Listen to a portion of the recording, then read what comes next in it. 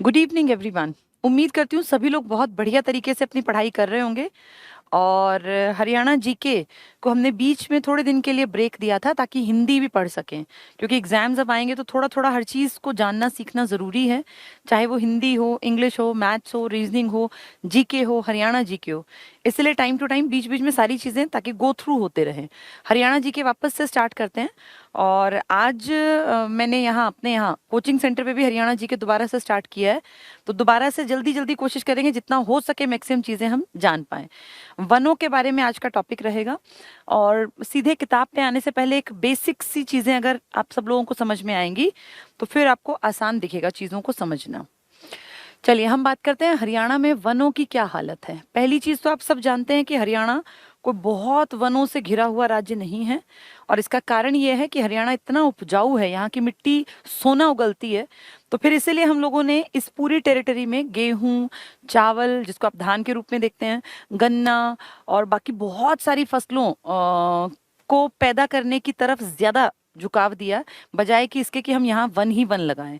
क्योंकि वृक्ष ही वृक्ष लगाने में, वन ही वन लगाने में इतनी उपजाऊ भूमि को खराब करना, खराब इन द सेंस, देखिए पेड़ नुकसान नहीं करेंगे, नो डाउट पेड़ लगाना बहुत अच्छी बात है, लेकिन इतनी बड़ी आबादी लेके हम बैठे हैं, दुनिया की दूसरी बड़ी आबादी, अगर इनका पेट भरने की भी बात चले तो आप देखिए इतनी बड़ी आबादी का पेट भर के और हम कितना सब कुछ एक्सपोर्ट करते हैं। यानी हम कितना बहुतायत में चीजों को उगाते हैं कि हम खुद भी खा पाते हैं पेट भर के, सफिशिएंट, सेल्फ सफिशिएंट है ना हम, और हम बाहर भी एक्सपोर्ट कर देते हैं। तो अगर इन सब को देखें तो इसमें बड़ा योगदान किसका है? हरियाणा का, पंजाब का, यूपी का और बंगाल का है। तो सबका ही, ऐसा नहीं कि सिर्फ हम पैदा करते हैं, पूरा देश कहीं ना कहीं कुछ ना कुछ उत्पादन में हेल्प करता है। लेकिन अगर मोटे तौर पे मैं बात करूं कि धान और चावल, इसकी गेहूं की, जो कि आपका प्रमुख खाद्यान्न फसल है, तो उसमें आप सबसे ऊपर नाम ले लेते हैं। पंजाब में प्रति हेक्टेयर उत्पादकता ज्यादा है, यूपी में बहुत ज्यादा प्रोडक्शन होता है, बंगाल में भी प्रोडक्शन बहुत बढ़िया है चावल का। गेहूं उस तरफ इतना नहीं है, लेकिन फिर भी जैसे अपने भारत का खाद्यान्न में गेहूं चावल दोनों का नाम आता है। और हरियाणा भी, एरिया को अगर देखें तो पूरे भारत का महज 1.34% एरिया हमारे पास है। पूरे भारत का 1.5% भी हिस्सा हमें नहीं मिला, और उसमें हम गेहूं और धान में इतना ज्यादा प्रोडक्शन में हेल्प करते हैं कि जो प्रतिशतता में काफी आगे है। उस चीज को देखें तो एक प्राउड की बात है कि हरियाणा देश की टोटल नीड का एक बड़ा प्रतिशतता पैदा कर पाता है। तो इसीलिए कहीं ना कहीं तो कॉम्प्रोमाइज करना पड़ेगा, हर जगह नंबर वन कैसे बनोगे। इसलिए हमारे यहाँ वन कम है, लेकिन उन वनों की कमी को पूरा करने के लिए हमारी सरकार ने ढेरों प्रोजेक्ट्स लॉन्च किए। कभी वर्ल्ड बैंक की सहायता से, कभी आपने वर्ल्ड इकोनॉमिक फोरम की सहायता से। तो इस तरह करते करते हमारी खुद की हरियाणा सरकार ने, भारत सरकार ने केंद्र स्तर पर ढेरों प्रोजेक्ट्स लॉन्च किए, जिनके चलते हरियाणा में धीरे धीरे करके, जब हम हरियाणा पंजाब से अलग हुआ था, जब हरियाणा का जन्म हुआ था, तो महज 4% भी पूरा नहीं था, 3 पॉइंट समथिंग था, 4% नहीं था जिसको कि कह सके कि पूरे एरिया में वन रहे हों। और आज हम प्राउड के साथ कह सकते हैं कि टोटल वृक्षाच्छादन यानी पेड़ों की संख्या और वनाच्छादन, जो वनों से भरा एरिया है, पेड़ और वन अलग अलग है। कैसे? वन सघन हो सकते हैं, वन में बहुत ज्यादा पेड़ होते हैं, और टोटल पेड़ अगर आप गिनेंगे तो वनों के टोटल पेड़ आप नहीं गिनते हैं। वनाच्छादन में आप क्या करते हैं? किसी गांव के चारों तरफ पेड़ लगा दिए, रेलवे ट्रैक के चारों तरफ पेड़, मतलब दोनों तरफ पेड़ लगा दिए, या आपने किसी गांव तक पहुंचने वाले कनेक्टेड जो रोड होते हैं इनके ऊपर पेड़ लगा दिए, ये होता है वृक्षाच्छादन। आप वृक्षों की संख्या हर साल बढ़ाने की कोशिश करते हैं। देखते होंगे आप कितनी बार लोग जो हैं, कोई ट्री मैन के रूप में काम कर रहा है, सरकार मुफ्त में किसानों को और शहर के लोगों को पेड़ पौधे जो हैं कह रही है नर्सरी से ले जाओ, जिसका आपको कोई चार्ज नहीं देना। तो ये वन नहीं बढ़ा रहे हम ये पेड़ पौधे लगा के और वृक्षों की एक बेल्ट को बढ़ा रहे हैं। तो आपके राज्य में वृक्षाच्छादन भी बढ़ रहा है और वनाच्छादन पे भी सरकार काम करे। जैसे शिवालिक वाला रीजन है, तो वहां वृक्ष लगा के वो क्या चाहते हैं कि वनों की भी जो टोटलिटी है वो बढ़ जाए। तो आज अगर हम देखते हैं तो हरियाणा में, जब हम हरियाणा अलग हुआ पंजाब से, तो टोटल 4% का आंकड़ा नहीं था, और आपने उसको बढ़ा बढ़ा के 7% से थोड़ा सा कम रह गया, मतलब 6.5 से भी कूद गया। इतनी प्रतिशतता आपने बढ़ा ली। अब आपको सुन के लगेगा यार 4 से 6.5 कौन सा बड़ी बात है, लेकिन आप ये देखो उस दौर में आपने प्रोडक्शन भी बढ़ाया है। उस दौर में ऐसा नहीं कि आपने खेतों में पेड़ लगा दिए, आपने प्रोडक्शन को भी 1966 से 2020 तक बढ़ाया, और प्रोडक्शन बढ़ाने के साथ साथ आपने पेड़ों को भी बढ़ाया। तो ये काबिले तारीफ है कि दोनों चीजें पैरेलल चल रही हैं। धीरे धीरे हरियाणा कोशिश कर रहा है कि पेड़ों की संख्या बढ़ाते जाएं, वृक्षाच्छादन वनाच्छादन बढ़ाते जाएं। और अब आपके हरियाणा में, जिसका टोटल एरिया कितना है, 44,212 स्क्वायर किलोमीटर या वर्ग किलोमीटर, ये आपका एरिया है ना टोटल, इसके एक बड़े हिस्से पर, बड़ा इसलिए कह रही हूँ क्योंकि प्रतिशतता बेशक कम हो, लेकिन अगर आप देखें तो आपका पूरा एरिया बहुत ज्यादा उपजाऊ है। इसलिए आप वनों को प्रेफरेंस में नहीं रख सकते, लेकिन फिर भी हम वनों पे भी काम कर रहे हैं। ये नहीं कह सकते कि हरियाणा वन या वृक्षों पे काम नहीं कर रहा, क्योंकि जब हम अलग हुए तो महज 4% के आसपास, 4 से इनफैक्ट कम थे, और आज हम प्राउड के साथ कहते हैं कि 6.5 से भी हम कूद गए हैं, ज्यादा हो गया। तो ये आपका, ये तो प्रतिशतता की बात हुई। 3003 वर्ग किलोमीटर ये आपका टोटल एरिया है जिसपे आप वृक्ष और वन देखते हैं। अब कायदे से अगर आप देखें तो आपको लग रहा होगा ठीक ठाक सा आंकड़ा है, लेकिन हमारे देश में एक राष्ट्रीय वन नीति बनी थी नेशनल लेवल पर, राष्ट्रीय नेशनल फॉरेस्ट पॉलिसी, राष्ट्रीय वन नीति 1988 में, जिसमें कहा गया था कि भारत के लिए या किसी भी देश के लिए अगर वो चाहते हैं कि उनकी आबो हवा ठीक रहे, उनके यहाँ पोल्यूशन बहुत ज्यादा ना हो, लोग स्वस्थ रहें, क्योंकि देखिए क्रॉनिक डिसऑर्डर्स में ये सांस वाली बीमारियां ये कहीं ना कहीं पेड़ों की कमी या पोल्यूशन ज्यादा होने से तो फैलती है ना। तो ये कहा गया था 1988 में कि देश के टोटल हिस्से के 33% हिस्से पर, यानी 1/3 पर वन या कह लीजिए पेड़ पौधे या वृक्ष होने चाहिए, टोटल के 1/3 पर, 33% पर। तो अगर उस हिसाब से देखें तो हम लोग बहुत पीछे हैं, बहुत लैग करते हैं, क्योंकि अगर आप इसका 1/3 निकालेंगे तो वो तो काफी बड़ा जाएगा, उसके मुकाबले तो आप बहुत कम पेड़ पौधे लेके बैठे हैं। लेकिन फिर भी क्योंकि हम प्रोडक्शन में हेल्प करते हैं, गेहूं की, चावल की, गन्ने की, तो उस सेंस में अगर देखते हैं तो ठीक है, जितना है उसको भी हम बढ़ा ही रहे हैं ना धीरे धीरे। आपके हरियाणा ने 2006, ये तो देश की बात हुई, 2006 में हरियाणा वन नीति, हमारे अपने हरियाणा की राज्य वन नीति आई। ये वन नीति बार बार बन सकती हैं, तो जो हमने एक टारगेट बनाया था 2006 में, जो कि बालिका वर्ष भी था, जिस साल कई बड़े प्रोजेक्ट्स आपकी सरकार ने लॉन्च किए थे हरियाणा के स्तर पर, उस साल हमारी सरकार ने एक टारगेट बनाया, क्या, कि हम हरियाणा के टोटल एरिया के 20% को वृक्ष और वनों के अंडर लाएंगे। ये हमने अपना टारगेट बना लिया। जैसे आप टारगेट सेट करते हैं, भाई मुझे 2021 में नौकरी लगनी है, तो उसके लिए आप धीरे धीरे काम करेंगे ना। तो 2006 में हमारी सरकार ने हरियाणा के अपने पर्सनल लेवल पे एक टारगेट बनाया कि हम 20% के टोटल हिस्से पर वन और वृक्षों की बेल्ट को फैला देंगे। तो वो टारगेट अभी अचीव नहीं हुआ, क्योंकि अभी मैंने कहा आप 7% पूरा अचीव नहीं कर पाए। तो अगर आप देखें तो बहुत लंबा सफर हमें तय करना है। फिर भी हमारे सामने एक टारगेट है, हम धीरे धीरे उसको बढ़ा रहे हैं। जो चीज पहले महज 4% के आसपास थी, आज हम प्राउड से कहते हैं कि हमने बढ़ा बढ़ा के उसको 7 के करीब पहुंचा दिया। और ये तब किया जबकि हमने ना गेहूं के प्रोडक्शन में कमी की, न चावल के में, वो एज इट इज, इनफैक्ट उससे पहले से बेहतर कर दिया। तो उस हिसाब से देखें तो ठीक है, एक आदमी धीरे धीरे ही ग्रोथ करता है, एक दिन में ग्रोथ नहीं होती। तो ऐसे ही धीरे धीरे हमारा प्रतिशतता भी बढ़ते जाएगी। अब हमारे हरियाणा में धीरे धीरे पेड़, वन, ये सब बढ़ते जा रहे हैं। इन वनों को कैटेगराइज किया गया, इनका रिकॉर्ड मेंटेन किया गया, और ये आंकड़े आज आपको बताते हैं कि आपके हरियाणा में जो सरकार के आंकड़े हैं वो क्या कहते हैं कि आपके टोटल जितना एरिया पेड़ों वाला कवर्ड है, इसमें से आपके यहाँ पे आरक्षित वन है। आरक्षित होते हैं रिजर्व्ड वन, ऐसे जिनमें कि कोई भी ह्यूमन एक्टिविटी बिना सरकार की परमिशन और परमिशन के साथ भी परमिटेड नहीं है, जहाँ के लॉ एंड ऑर्डर बहुत टफ होते हैं, बहुत स्ट्रिक्ट रूल होते हैं। और आरक्षित वन में कोई भी किसी से पूछ के भी, परमिशन लेके भी, बिना मतलब परमिशन मिल ही नहीं सकती। आप ये मान लीजिए, इतने स्ट्रिक्ट रूल होते हैं कि यहाँ पे कोई भी लकड़ी काटना, या अगर कोई पेड़ टूट भी गया ना आंधी में, तो उसकी लकड़ी भी उठा के ले जाना, ये लॉ के अगेंस्ट है। तो यहाँ लकड़ी नहीं काट सकते आप, पेड़ नहीं काट सकते आप, अपने पशुओं का चारा यहाँ से काट के, चाहे फालतू उगा हुआ है, आपको दिख रहा है फालतू की घास है, गांव आसपास है कोई, उन्हें दिख रहा है यार ये वेस्ट है, ये पशु का चारा है, वैसे ये वेस्ट है, ये सूख के खराब होगी, लेकिन यहाँ से पशुओं के चारे के लिए भी घास काटने नहीं देंगे। तो पशु चारण के लिए आप यहाँ पे सोचें कि मैं अपने गाय भैंस चरा लाऊं, तो ये अलाउ नहीं करेंगे। आरक्षित वन में आपकी कोई भी एक्टिविटी परमिटेड नहीं होती। आपके हरियाणा के टोटल का एक हिस्सा आरक्षित वनों में आता है। कितना हिस्सा आपका? लगभग 15.9, मैं 16 कह दूं जब भी चल जाएगा, 15.9 लिख लो, 15.9, ठीक है। इसके बाद दूसरा आपका आता है संरक्षित वन। संरक्षित होता है कंजर्व, ये है रिजर्व, ये है कंजर्व। संरक्षित वन ये क्या होते हैं? ऐसे एरियाज जिनको सरकार ने कह दिया कि वैसे तो इनकी केयर करनी है, लेकिन अगर परमिशन ली जाए तो यहाँ बहुत सारे आसपास के गांव के लोग लकड़ी भी काट सकते हैं विद परमिशन, विदाउट परमिशन नहीं। यहाँ अपनी गाय भैंस को लाके चरा भी सकते हैं, या उनका चारा अगर फालतू में उगा हुआ है उसको काट के भी ले जा सकते हैं, लेकिन सरकार की परमिशन चाहिए। जो वहां कोई होगा ना, केयर टेकर होगा, कोई सरकारी बड़ा अफसर होगा, उसकी परमिशन से, उसकी नॉलेज में होना चाहिए कि इस गांव के इतने आदमी यहाँ से भाई ऐसे काट के ले जा रहे हैं। उसके बदले में हो सकता है वो गांव वालों पे कोई टैक्स लगाएं, कोई शुल्क जो भी करें वो, लेकिन हाँ यहाँ परमिशन के साथ आपकी एक्टिविटीज अलाउ की जा सकती है। यहाँ कोई परमिशन का सवाल ही नहीं है, रिजर्व्ड है, कोई नहीं जाएगा। तीसरा एक होते हैं अवर्गीकृत कैटेगरी।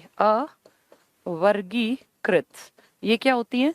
ये होती है जो, ये मान लीजिए कि जिनका वर्गीकरण नहीं किया, ना वो संरक्षित ना वो आरक्षित, लेकिन इनके ऊपर भी भैया पानी हवा इन पे तो सबका हक होता है ना, तो इन पे सबका हक है, साझे का हक है। और यहाँ से सरकार बहुत लीनियंसी दिखाती है। लोग पेड़ भी काट लेते हैं बिना परमिशन के, लकड़ी भी काट लेते हैं, गाय भैंसों को भी चरा सकते हैं, चरागाह के रूप में वहां लाके भी यूज कर सकते हैं। मतलब इसमें कोई परमिशन नहीं लेनी, करना इसमें भी है सारा काम, लेकिन इसमें परमिशन लेनी पड़ती है। तो यहाँ रूल्स लगते हैं। यहाँ तो परमिशन मिलनी नहीं, भूल जाओ यहाँ परमिशन मिलेगी। यहाँ कुछ भी आपका नहीं है, ये सब कुछ सरकार ने अपने रिजर्व्ड एरिया में ले लिया, और अपना यहाँ भैंस चरा सकते, ना गाय ना बकरी ना कोई यहाँ मछली पालन कर सकते, चाहे पानी भरा पड़ा हो। इनमें आप परमिशन के साथ काम कर सकते हैं, बदले में सरकार आपसे कोई टैक्स, कोई किसी तरह का कुछ भी इस तरह से जो सरकार का मन करे लॉ एंड ऑर्डर में इसको बना सकती है। लेकिन इसमें आप कुछ भी कीजिए, किसी की परमिशन लेने की जरूरत नहीं है। ठीक है, तो आपका जो एरिया है ना लगातार जिसमें आप कोशिश कर रहे हैं बढ़ता जाए, आज की डेट में जो मैंने बताया 3003 वर्ग किलोमीटर है, स्क्वायर किलोमीटर। स्क्वायर को यहाँ नहीं लिखते, वहां लिखते हैं। ठीक है, तो 3003 वर्ग किलोमीटर जो आपका टोटल एरिया है, इसमें आपके वन और वृक्ष अलग अलग हैं। टोटल मिला के 3003 है। ये कितने हैं? ये हैं 1415 स्क्वायर किलोमीटर और 1588 स्क्वायर किलोमीटर। 1588 और 1415 वृक्षाच्छादन और वनाच्छादन, टोटल मिला के कितना? 3003 वर्ग किलोमीटर या 3003 स्क्वायर किलोमीटर। ये 44212 में से 3003 है। ठीक है, तो आपके 1415 भाई अकाउंटिंग है, 1415 एक 15 से स्टार्ट करो, 1588।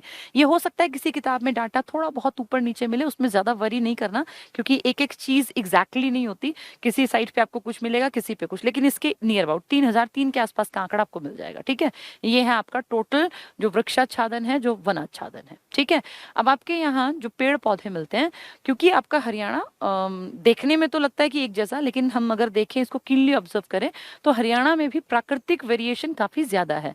अगर आपको इनको दो नदियां मान लो, ये आपकी कौन सी नदी है? घग्गर नदी, और इसको आप मान लें ये अपनी यमुना नदी।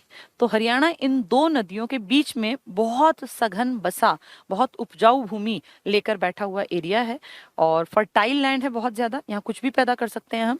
और हमारी जो ये हेक्टेयर उत्पादकता है ये भी काफी अच्छी है, क्योंकि पंजाब की अच्छी तो हमारी भी अच्छी है ना, पूरा लैंड एरिया एक ही तो था पहले। ये यहाँ पे आपका जो ये वाला इलाका है जो पहाड़ियों से घिरा है, और कुछ पहाड़ियां आपकी वर्ल्ड की पुरानी पहाड़ियां यहाँ भी हैं। ये पहाड़ियां हैं आपकी पुरानी वर्ल्ड की सबसे पुरानी अरावली की रीजन वाली, और ये पहाड़ियां हैं आपकी वर्ल्ड के सबसे नए पहाड़ों में शिवालिक रीजन वाली। तो आपके यहाँ वेरिएशन है, जैसे पहाड़ हैं जैसे नदियां हैं उस हिसाब से। आपकी इस बेल्ट में बारिश बहुत ज्यादा नहीं होती है, आपके यहाँ के एरिया में बारिश बहुत अच्छी होती है। तो इसीलिए जैसी बारिश होगी वैसे ही पेड़ पौधे होंगे ना, पेड़ पौधे इससे प्रभावित होते हैं ना कि कितनी बारिश हुई, कैसा एनवायरनमेंट है, ठंडा है गर्म है। तो आपकी जो ये वाली बेल्ट है ना, किससे लगती है? ये राजस्थान से। इसका प्रभाव सीमावर्ती इलाकों पे तो काफी ज्यादा होगा, और जो ये वाला इलाका है यहाँ ठंडक का प्रभाव होगा। तभी आप देखिए अंबाला क्रॉस करते करते, इनफैक्ट अंबाला पहुंचते पहुंचते भी लगने लगता है कि हाँ टेम्परेचर में वेरिएशन आ गया। आप कलेसर में अगर कभी जाएंगे तो आप फील करेंगे कि शायद कहीं पहाड़ी इलाके में हम घूम रहे हैं, लगता ही नहीं कि हरियाणा में घूम रहे हैं, क्योंकि हरियाणा तो हमारे दिमाग में है ये प्लेन वाला जिसमें सोनीपत आता है, पानीपत आता है, या ये अपना जींद आता है। लेकिन जैसे ही हम जाते हैं चंडीगढ़ से पहले अपने हरियाणा में ही होते हैं, तो वो फील आने लगता है कि हम कहीं पहाड़ी इलाके में आ गए। तो उस तरफ में क्योंकि एनवायरनमेंट अलग है, इसलिए पेड़ पौधों की हाइट, पेड़ पौधों का प्रकार सब अलग मिलेगा। जो ये वाली बेल्ट है ना, इसमें बारिश भी कम होती है, जो बिल्कुल सीमावर्ती है। तो बहुत सारे इलाकों में बिल्कुल सीमावर्ती में 20 से 40 सेंटीमीटर की पानी में जो अच्छी चल पाती हैं प्राकृतिक उसमें, अगर मैं पेड़ों की बात करूं तो वो पैदा होते हैं। इन्हें कहते हैं हम उष्ण कटिबंधीय, मतलब जो थोड़े गर्म इलाके में उष्ण कटिबंधीय जो पेड़ पौधे हैं। ठीक है, इसके बाद उस इलाके की अगर बात करें तो वो थोड़ा पहाड़ी है, वहाँ थोड़ी सी ठंडक कंपैरेटिवली ज्यादा है, तो वहाँ उष्णकटिबंधीय नहीं है। वहाँ जो वनस्पति आपको मिलेगी वो उप उष्ण मिलेगी, मतलब उष्ण से थोड़ी सी कंपैरेटिवली ठंडी, या आप उसको कह देते हैं पाइन वनस्पति। पाइन प्रकार के वन पाए जाते हैं, पाइन वनस्पति। तो पाइन कहाँ मिलेगी आपको? पहाड़ी इलाकों में। और उष्णकटिबंधीय कहाँ मिलेगी? जहाँ कंपैरेटिवली गर्म टेम्परेचर है। तो आप जहां भी रहते हैं, आप अपने एरिया को देखिए, या तो वो उष्ण के जैसी, उष्ण में क्या मिलेगा? आम के पेड़ मिल गए, शीशम मिल गई, और जो ये आपके आसपास जितने पेड़ पौधे मिलते हैं ना, अगर आप सोनीपत में रहते हैं, पानीपत में रहते हैं, झज्जर में रहते हैं, आप गुड़गांव में रहते हैं, फरीदाबाद में रहते हैं, तो इस बेल्ट में जो मिलते हैं नॉर्मल पौधे जो तुम्हारे गाँव के आसपास है ना, वो इस बेल्ट में पैदा हो जाते हैं। जो लोग मुझे सुन रहे हैं पंचकुला से, अंबाला से, उस तरफ के एरिया में कुछ खास तरह की वनस्पति पाई जाती है। जैसे अगर एग्जाम्पल की बात करें तो वहां पे चीड़ मिलेंगे, चीड़ के पेड़, पाइन ट्रीज मिलेंगे, पाइन, देखो वो लिखा भी है पाइन, ठीक है। इसके अलावा यहाँ पे ढाक मिलेगा, ढाक को पलाश भी कह देते हैं। और यहाँ पे मिलेंगे साल के पेड़, साल के वन। ये कलेसर तो मेनली साल के वृक्षों की अधिकता के लिए ही फेमस है। ये कई बार एग्जाम में एचएसएससी ने पूछा भी है कि साल के पेड़ों की अधिकता कहाँ पर है, तो कलेसर में। कहीं सुल्तानपुर कराओ, सुल्तानपुर इस इलाके में पड़ेगा, वहां कोई साल वाल नहीं, कीकर ही कीकर खड़ी हुई है, बबूल का पेड़ है, क्योंकि बारिश कम होती है। लेकिन जो आपका कलेसर वाला इलाका है ना, वहाँ बारिश बहुत बढ़िया होती है। इनफैक्ट आपके छछरौली जो पड़ता है आपके यमुनानगर में, उसे हरियाणा का चेरापूंजी भी नाम दिया गया, बस वैसे ही। आप इसको सर्च करेंगे तो मिलता नहीं, कोई मान्यता नहीं है, लेकिन हमने कह दिया कि हरियाणा में भैया बारिश कहाँ होती है? यमुनानगर के छछरौली में ज्यादा बारिश, क्योंकि पहाड़ी इलाके के पास लगता है ना वो। तो वहां पे कलेसर है, नेशनल पार्क जो आपका है, वाइल्ड लाइफ सेंचुरी आपकी है, बहुत बड़ा एरिया कवर करते हैं, पूरी ऐसे बेल्ट फैली है पेड़ों की, पूरे वन है वो प्रॉपर, जिसको कहते हैं फॉरेस्ट। तो वहां पे साल के पेड़ों की अधिकता है। वहां एक पेड़ भी मिलता है जिसका जो ये होता है ना फूल, उसके कहते हैं जब वो सूख जाता है उसको पीस के सिंदूर बनाया जाता है। जो हमारे यहाँ इंडियन मैरिड महिलाएं मांग में, आजकल तो मॉडर्न लड़कियां हो गई हैं, वो लिक्विड टाइप का सिंदूर लगा लेती हैं, लेकिन जब हमारी मम्मी के एज की जो महिलाएं थी, वो प्रॉपर एक वो अजीब सा पाउडर सा लाल सा अपनी जो लगाती थी ना मांग में, जिसको सिंदूर बोलते हैं, वो सिंदूर हमारे यहाँ हरियाणा के कलेसर के जंगल में पाए जाने वाले एक पेड़ के जो फ्लावर्स होते हैं ना, उसकी पत्तियों को पीस कर बनाया जाता है। तो सिंदूर का पौधा अगर कोई पूछ ले तुमसे, तो तुम याद रखना साल वाले इलाके में, यानी कलेसर में, यानी यमुनानगर में। जो मैंने लिखा है ये ढाक, ये मिलेगा आपके करनाल के आसपास के एरिया में, क्योंकि यही तो बेल्ट है पूरी, वो ऊपर वाली करनाल के आसपास आपके ढाक के पेड़ मिलेंगे, पलाश, ढाक के 3 पात, मुहावरा सबने सुना हुआ होगा। और चीड़ और पाइन मिलेगा आपके ऊपर वाले इलाके में, मतलब मोरनी हिल्स, पंचकुला के आसपास। तो पंचकुला मोरनी वाले इलाके में आपको चीड़ या पाइन मिलेगा। अगर आप नीचे आते हैं करनाल में तो आपको ढाक मिलेगा, पलाश मिलेगा। और अगर आप बात करें कलेसर के आसपास तो आपको सिंदूर का पौधा मिलेगा, और मेन मिलेगा साल। साल की तो पूरी बेल्ट, जो बड़े ऊंचे ऊंचे पेड़ हैं वो सब साल के हैं, ठीक है। तो ये थोड़ा थोड़ा सा एक नॉलेज होगी ना अगर तुम्हें, तो तुम किताब को समझना तुम्हारे लिए बहुत आसान होगा। एक बेसिक स्ट्रक्चर पता हो किसी भी टॉपिक का, तो फिर वो बहुत आसान है किताब से पढ़ना। चलिए आगे बढ़ते हैं, अब कुछ आंकड़ों की बात करते हैं। हरियाणा में सबसे ज्यादा वन कहाँ है?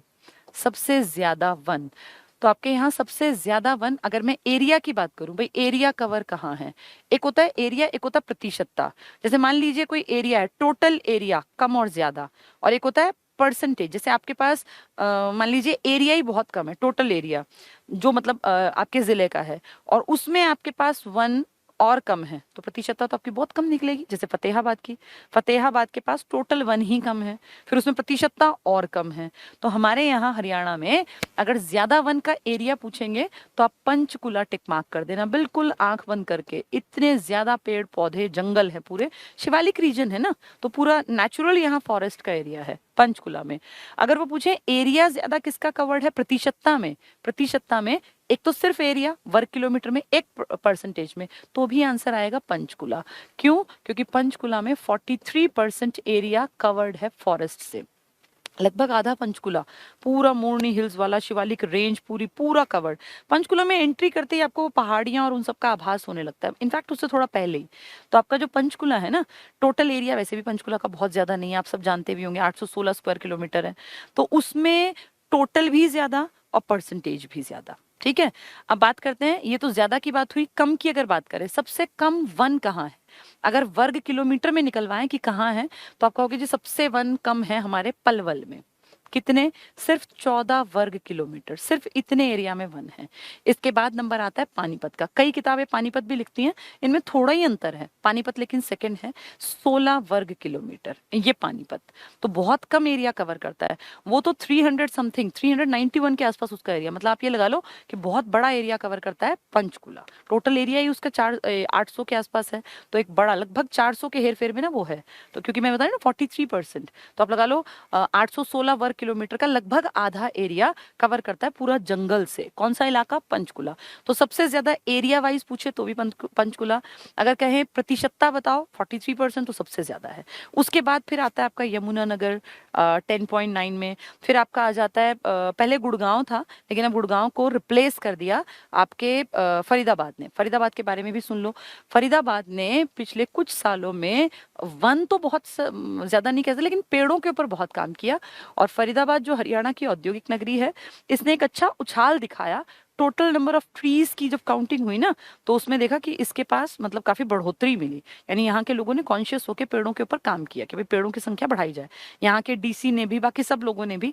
अब जैसे पेड़ अकेली संख्या एक डीसी नहीं बढ़ा सकता, एनजीओ काम करती हैं, कुछ लोग अपने लोकल लेवल पे काम करते हैं, तब जाके पेड़ों की और इन सब की संख्या बढ़ पाती है। अपने यहाँ है ना एक देवेंद्र सूरा जी हैं सोनीपत में, वो बहुत बढ़िया काम कर रहे हैं, उनको ट्री मैन नाम दे दिया। वो मेरे ख्याल कोई दिन जाता होगा, रोज के वो 100 पौधे तो कम से कम लगा देते होंगे पूरे ग्रुप्स में, पता नहीं कहाँ कहाँ कितने सारे सर्कल्स में, और हर जगह वो पौधों को तुरंत पहुंचा देते हैं नर्सरी से लाके। मतलब उन्होंने पूरी एक नर्सरी डेवलप कर रखी है। तो कितना अच्छा, बहुत लोग तो बहुत अच्छे अच्छे काम कर रहे हैं सबके लिए। ये थोड़ी कि वो अकेले उसको सूंघेंगे कि वही सूंघते फिरेंगे सारी ऑक्सीजन, वो सबके लिए काम कर रहे हैं। तो ऐसे एक नहीं, ऐसे हजारों लोग हैं, जिस कारण से पॉसिबल हुआ कि वो 4% से भी कम का आंकड़ा आज हम कहते हैं कि 7 के आसपास पहुंच गया। चलिए, फरीदाबाद ने बहुत अच्छी ग्रोथ दिखाई कंपैरेटिवली बाकियों के मुकाबले, तो 4 हो गए ज्यादा वाले। अगर कहें ज्यादा कहाँ पे, तो आप कहेंगे सबसे ज्यादा का एरिया तो पंचकुला, इसके बाद यमुनानगर, प्रतिशतता में बता रही हूँ मैं, वो 43 था, वो 10.9। उसके बाद आ गया आपका फरीदाबाद, अब आ गया, पहले गुड़गांव था, अब गुड़गांव चौथे नंबर पर है। गुड़गांव से ही जोड़ के याद कर लेना, आपके टोटल हरियाणा के 145 स्क्वायर किलोमीटर में 44,212 वर्ग किलोमीटर टोटल एरिया है ना, उसके 145 वर्ग किलोमीटर में हरियाणा में झाड़ियां हैं। झाड़ियां हैं, और ये झाड़ियां सबसे ज्यादा पाई जाती हैं आपके गुरुग्राम में। तो गुरुग्राम में झाड़ियां सबसे ज्यादा हैं, और सबसे कम झाड़ियां आपके हरियाणा के जींद में हैं। जहां भैंस है ना, वो मुर्रा जिसको आप कहते हैं काला सोना, वहां झाड़ियां सबसे कम हैं। तो सबसे ज्यादा झाड़ियां, टोटल झाड़ियां कितने हैं आपके यहाँ पे? 145। अब 150 याद कर लो, कोई दिक्कत नहीं है। उसका 1/3 लगभग अकेले किसमें है? गुड़गांव में। क्या गुड़गांव में वनों का भी था? बिल्कुल था, पहले तीसरा था, अब चौथा हो गया। किसने रिप्लेस कर दिया 3rd नंबर पे इसको? तो आ गया अब फरीदाबाद। अगर कम पूछेंगे वन, तो आप कहेंगे सबसे कम 14 वर्ग किलोमीटर कितने में है? पलवल में। फिर किसमें? पानीपत में। अगर वो कहें कि सबसे कम प्रतिशत कहाँ है, अब पलवल और ये तो छोटे हैं ना, तो आप कहेंगे सबसे कम प्रतिशतता हमारे यहाँ है फतेहाबाद में। परसेंटेज की बात करें, फतेहाबाद महज 0.71%, बहुत कम वन प्रतिशतता में। वैसे कम किसमें है? पलवल में, वर्ग किलोमीटर में, क्योंकि वो टोटल एरिया की बात कर रहे हैं ना, प्रतिशतता टोटल में से निकलती है। तो कम पूछें तो फतेहाबाद प्रतिशतता में, और वैसे कम कहें तो पलवल और पानीपत। तो प फ इस तरह से है कम में। और अगर वो कहें कि फतेहाबाद के बाद और कहाँ कम है, तो जींद में भी काफी कम है। जींद में क्या थी? एक और पॉइंट पढ़ा था ना हमने, झाड़ियां ज्यादा गुड़गांव में, जींद में झाड़ियां भी कम थी, और जींद में जो ये वनों वाली बात है प्रतिशतता की, ये भी कम है। ठीक है, ये थोड़े से मिक्स होते हैं, जब शुरू शुरू में पढ़ते हैं लगता है पता नहीं कैसे याद रहेंगे, सब याद हो जाएगा। बस 2-3 बार पहले सुन लो, फिर 2-4 बार पढ़ लेना, फिर ये आसान दिखेगा। तो हमने देखा हरियाणा धीरे धीरे धीरे कई सारे प्रोजेक्ट्स लेकर आई हमारी सरकार। जैसे एक प्रोजेक्ट हमारी सरकार लेकर आई, greening of Haryana. Greening of Haryana यानी हरियाणा को कैसे हरा भरा करें। ठीक है, फिर हमारी हरियाणा सरकार ने ऐसे बहुत सारे प्रोजेक्ट चलाए, जैसे सामुदायिक, सामुदायिकी भी लिख देते हैं, मतलब कम्युनिटी वाला सामुदायिक, सामुदायिकी भी और सामुदायिक भी। वानिकी योजना, वानिकी मतलब वन, वानिकी योजना। ठीक है, इस तरह एक और सरकार ने चलाया हर घर हरियाली योजना। ऐसे ढेरों चला दिए, हर घर हरियाली योजना। फिर हमारी सरकार ने काम किया कि हमारे जो पहाड़ी इलाके हैं ना, अब जैसे पहाड़ों में बहुत ज्यादा खेती नहीं हो सकती, वहां की मिट्टी बहुत उपजाऊ नहीं होती, क्योंकि पहाड़ में आप इमेजिन कीजिए खेती आसान काम नहीं है। तो हमारे यहाँ तो पहाड़ी रीजन, एक तो शिवालिक वाला और एक अरावली वाला। तो फिर सरकार ने कहा अगर बहुत ज्यादा खेती नहीं होती तो पेड़ों की संख्या बढ़ा लो, फिर टोटलिटी में तो बढ़ ही जाएंगे ना। अब जैसे अब मैं कह रही हूँ 7% है, तो अगर पंचकुला में इतने वन हैं और लगता है कि खेती में बहुत ज्यादा अच्छा पंचकुला नहीं है, क्योंकि गेहूं का सबसे कम प्रोडक्शन आपके पंचकुला से है, बाकी सब जगह अच्छा है, वहाँ आबादी भी कम है, खेती की स्थिति भी बहुत अच्छी नहीं है। तो इसीलिए पंचकुला में हम पेड़ों की संख्या बढ़ा दें। भाई हमें तो टोटल से मापा जाएगा ना, देश तो टोटल ये देखेगा हरियाणा में कितने वन है, वो ये नहीं कहेगा पंचकुला में कितने हैं, फतेहाबाद में इतने क्यों हैं। वो देखेगा राज्य की फॉरेस्ट रिपोर्ट में राज्य कितना दिखा रहा है। तो जहाँ की मिट्टी बहुत उपजाऊ नहीं है या जहाँ पॉसिबिलिटी नहीं है खेती करने की, वहां वन लगा दो, वहां पेड़ों की संख्या बढ़ा दो, टोटलिटी तो आपकी बढ़ी जाएगी।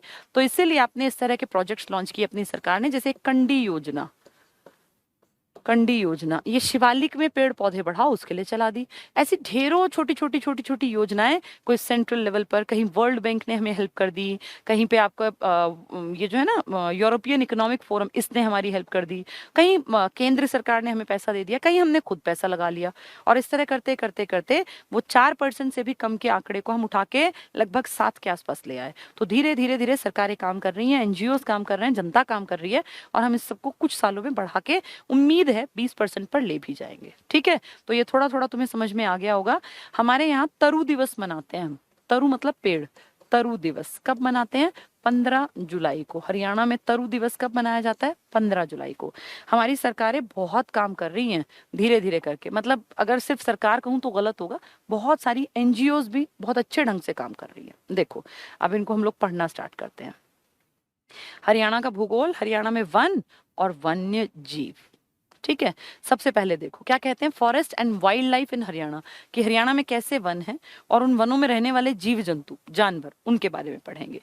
हरियाणा में 1966 यानी जब आपका हरियाणा बना में वन क्षेत्र 3.9, तो तभी मैं 4 कह रही थी ना, नियर अबाउट 4, अब कितना है? Near about 7। ज्यादा बहुत ज्यादा नहीं बढ़ा, लेकिन फिर भी जैसे आपने एरिया ज्यादा बढ़ा लिया और खेती भी बढ़ा ली, ये डबल फायदा है।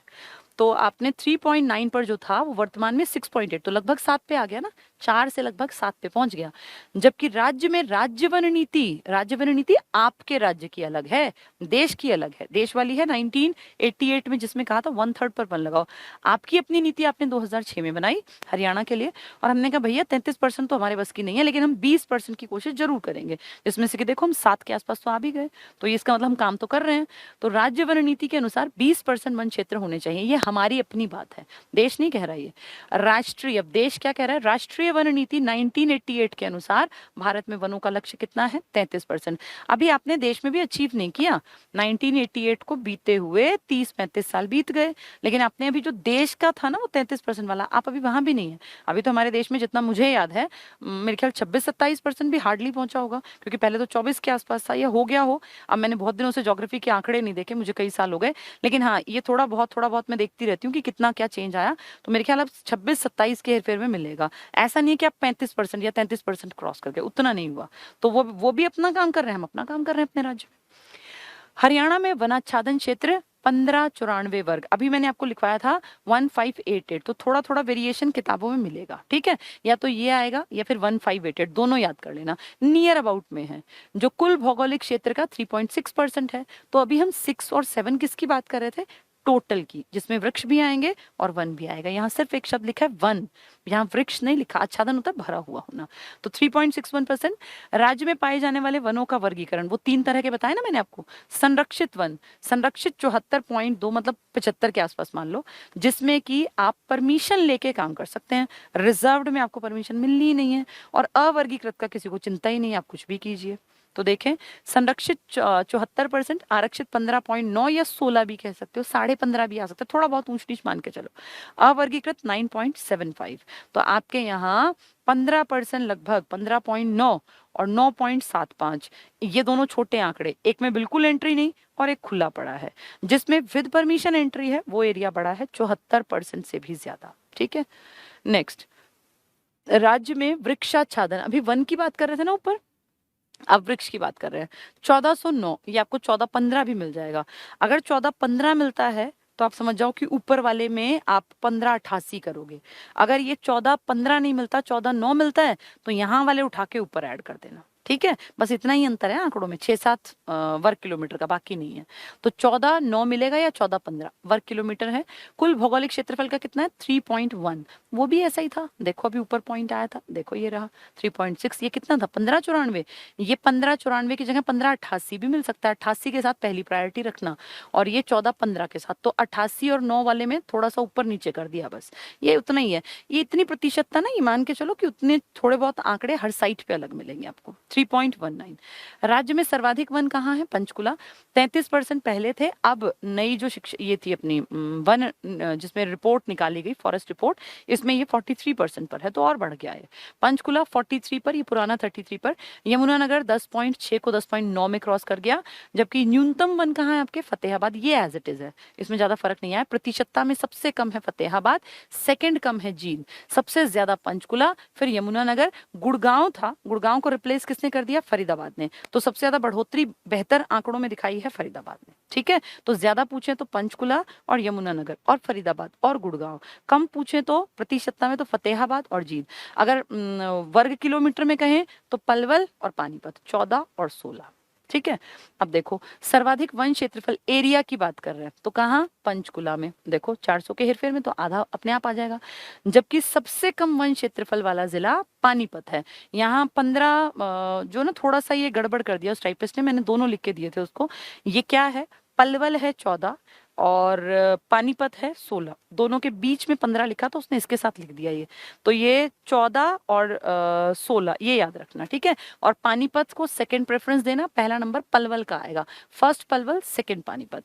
और प्रतिशत में सबसे कम कहाँ है? फतेहाबाद में। कितने? 0.71। और फिर उसमें जींद में। वृक्षारोपण का सबसे पहला काम ग्रीनिंग ऑफ हरियाणा, हमारी सरकार ने कि हरियाणा को हरा भरा करो, ग्रीनिंग ऑफ हरियाणा। राज्य वन नीति 2006 में घोषित की गई थी। तो पूछेंगे राज्य वन नीति आपकी कब आई थी, जिसमें कहा था कि 20% पर वन लगा लो? तो 2006 बालिका वर्ष में। नेक्स्ट, हरियाणा में 145 वर्ग किलोमीटर, 150 याद कर लो, कोई दिक्कत नहीं है, के क्षेत्र में झाड़ियां हैं, जिनमें से 50 यानी 1/3 वर्ग किलोमीटर झाड़ियां सिर्फ गुड़गांव में है। क्या गुड़गांव का वनों में भी नंबर था? बिल्कुल था। इसका नंबर किसने काटा? फरीदाबाद ने। अब ये 4th नंबर पर है ना। अब हम पढ़ तो रहे थे पंचकुला, यमुनानगर, प्रतिशतता में नहीं पढ़ रहे थे। इसके बाद अब फरीदाबाद है और फिर गुड़गांव, ज्यादा अंतर नहीं है। वो जो सबसे बड़ा है वो तो भैया 43 पे है, यमुनानगर 10.9 पे है, और जो ये फरीदाबाद है ये 10 पॉइंट समथिंग पे है, और जो ये गुड़गांव है 9 पॉइंट समथिंग पे। तो बहुत अंतर नहीं है, ये तीनों तो बराबर बराबर से हैं। लेकिन फिर भी फर्स्ट सेकंड को फर्स्ट सेकंड कहा जाएगा। तो सबसे कम झाड़ियां कहाँ हैं? जींद में। जींद में प्रतिशतता भी कम थी, याद करो। जींद में झाड़ियां भी कम है, मुर्रा भैंस मिलती है जींद में। ठीक है, हरियाणा में 2 पर्यावरण, बहुत इंपॉर्टेंट क्वेश्चन, कई बार एचएसएससी पूछ चुकी, पर्यावरण अदालतें। जैसे पर्यावरण में कोई मान लीजिए आरक्षित में मैंने क्या बताया, कोई घुसपैठ नहीं करेगा, कोई लकड़ियां नहीं काटेगा, कोई अपने जानवर नहीं चराएगा, पढ़ा ना हमने अभी। अगर फिर भी कोई इस काम को करता है, पता है उसको, तब भी करता है, या कोई गाँव का आदमी कर देता है अननोइंगली, तो उनके ऊपर केस चलते हैं। अब इस देश में इतने केस हैं, इतने केस हैं कि ऐसा केस पता नहीं कहाँ फाइल में दबा पड़ा रहेगा, कोई सुनवाई नहीं होगी।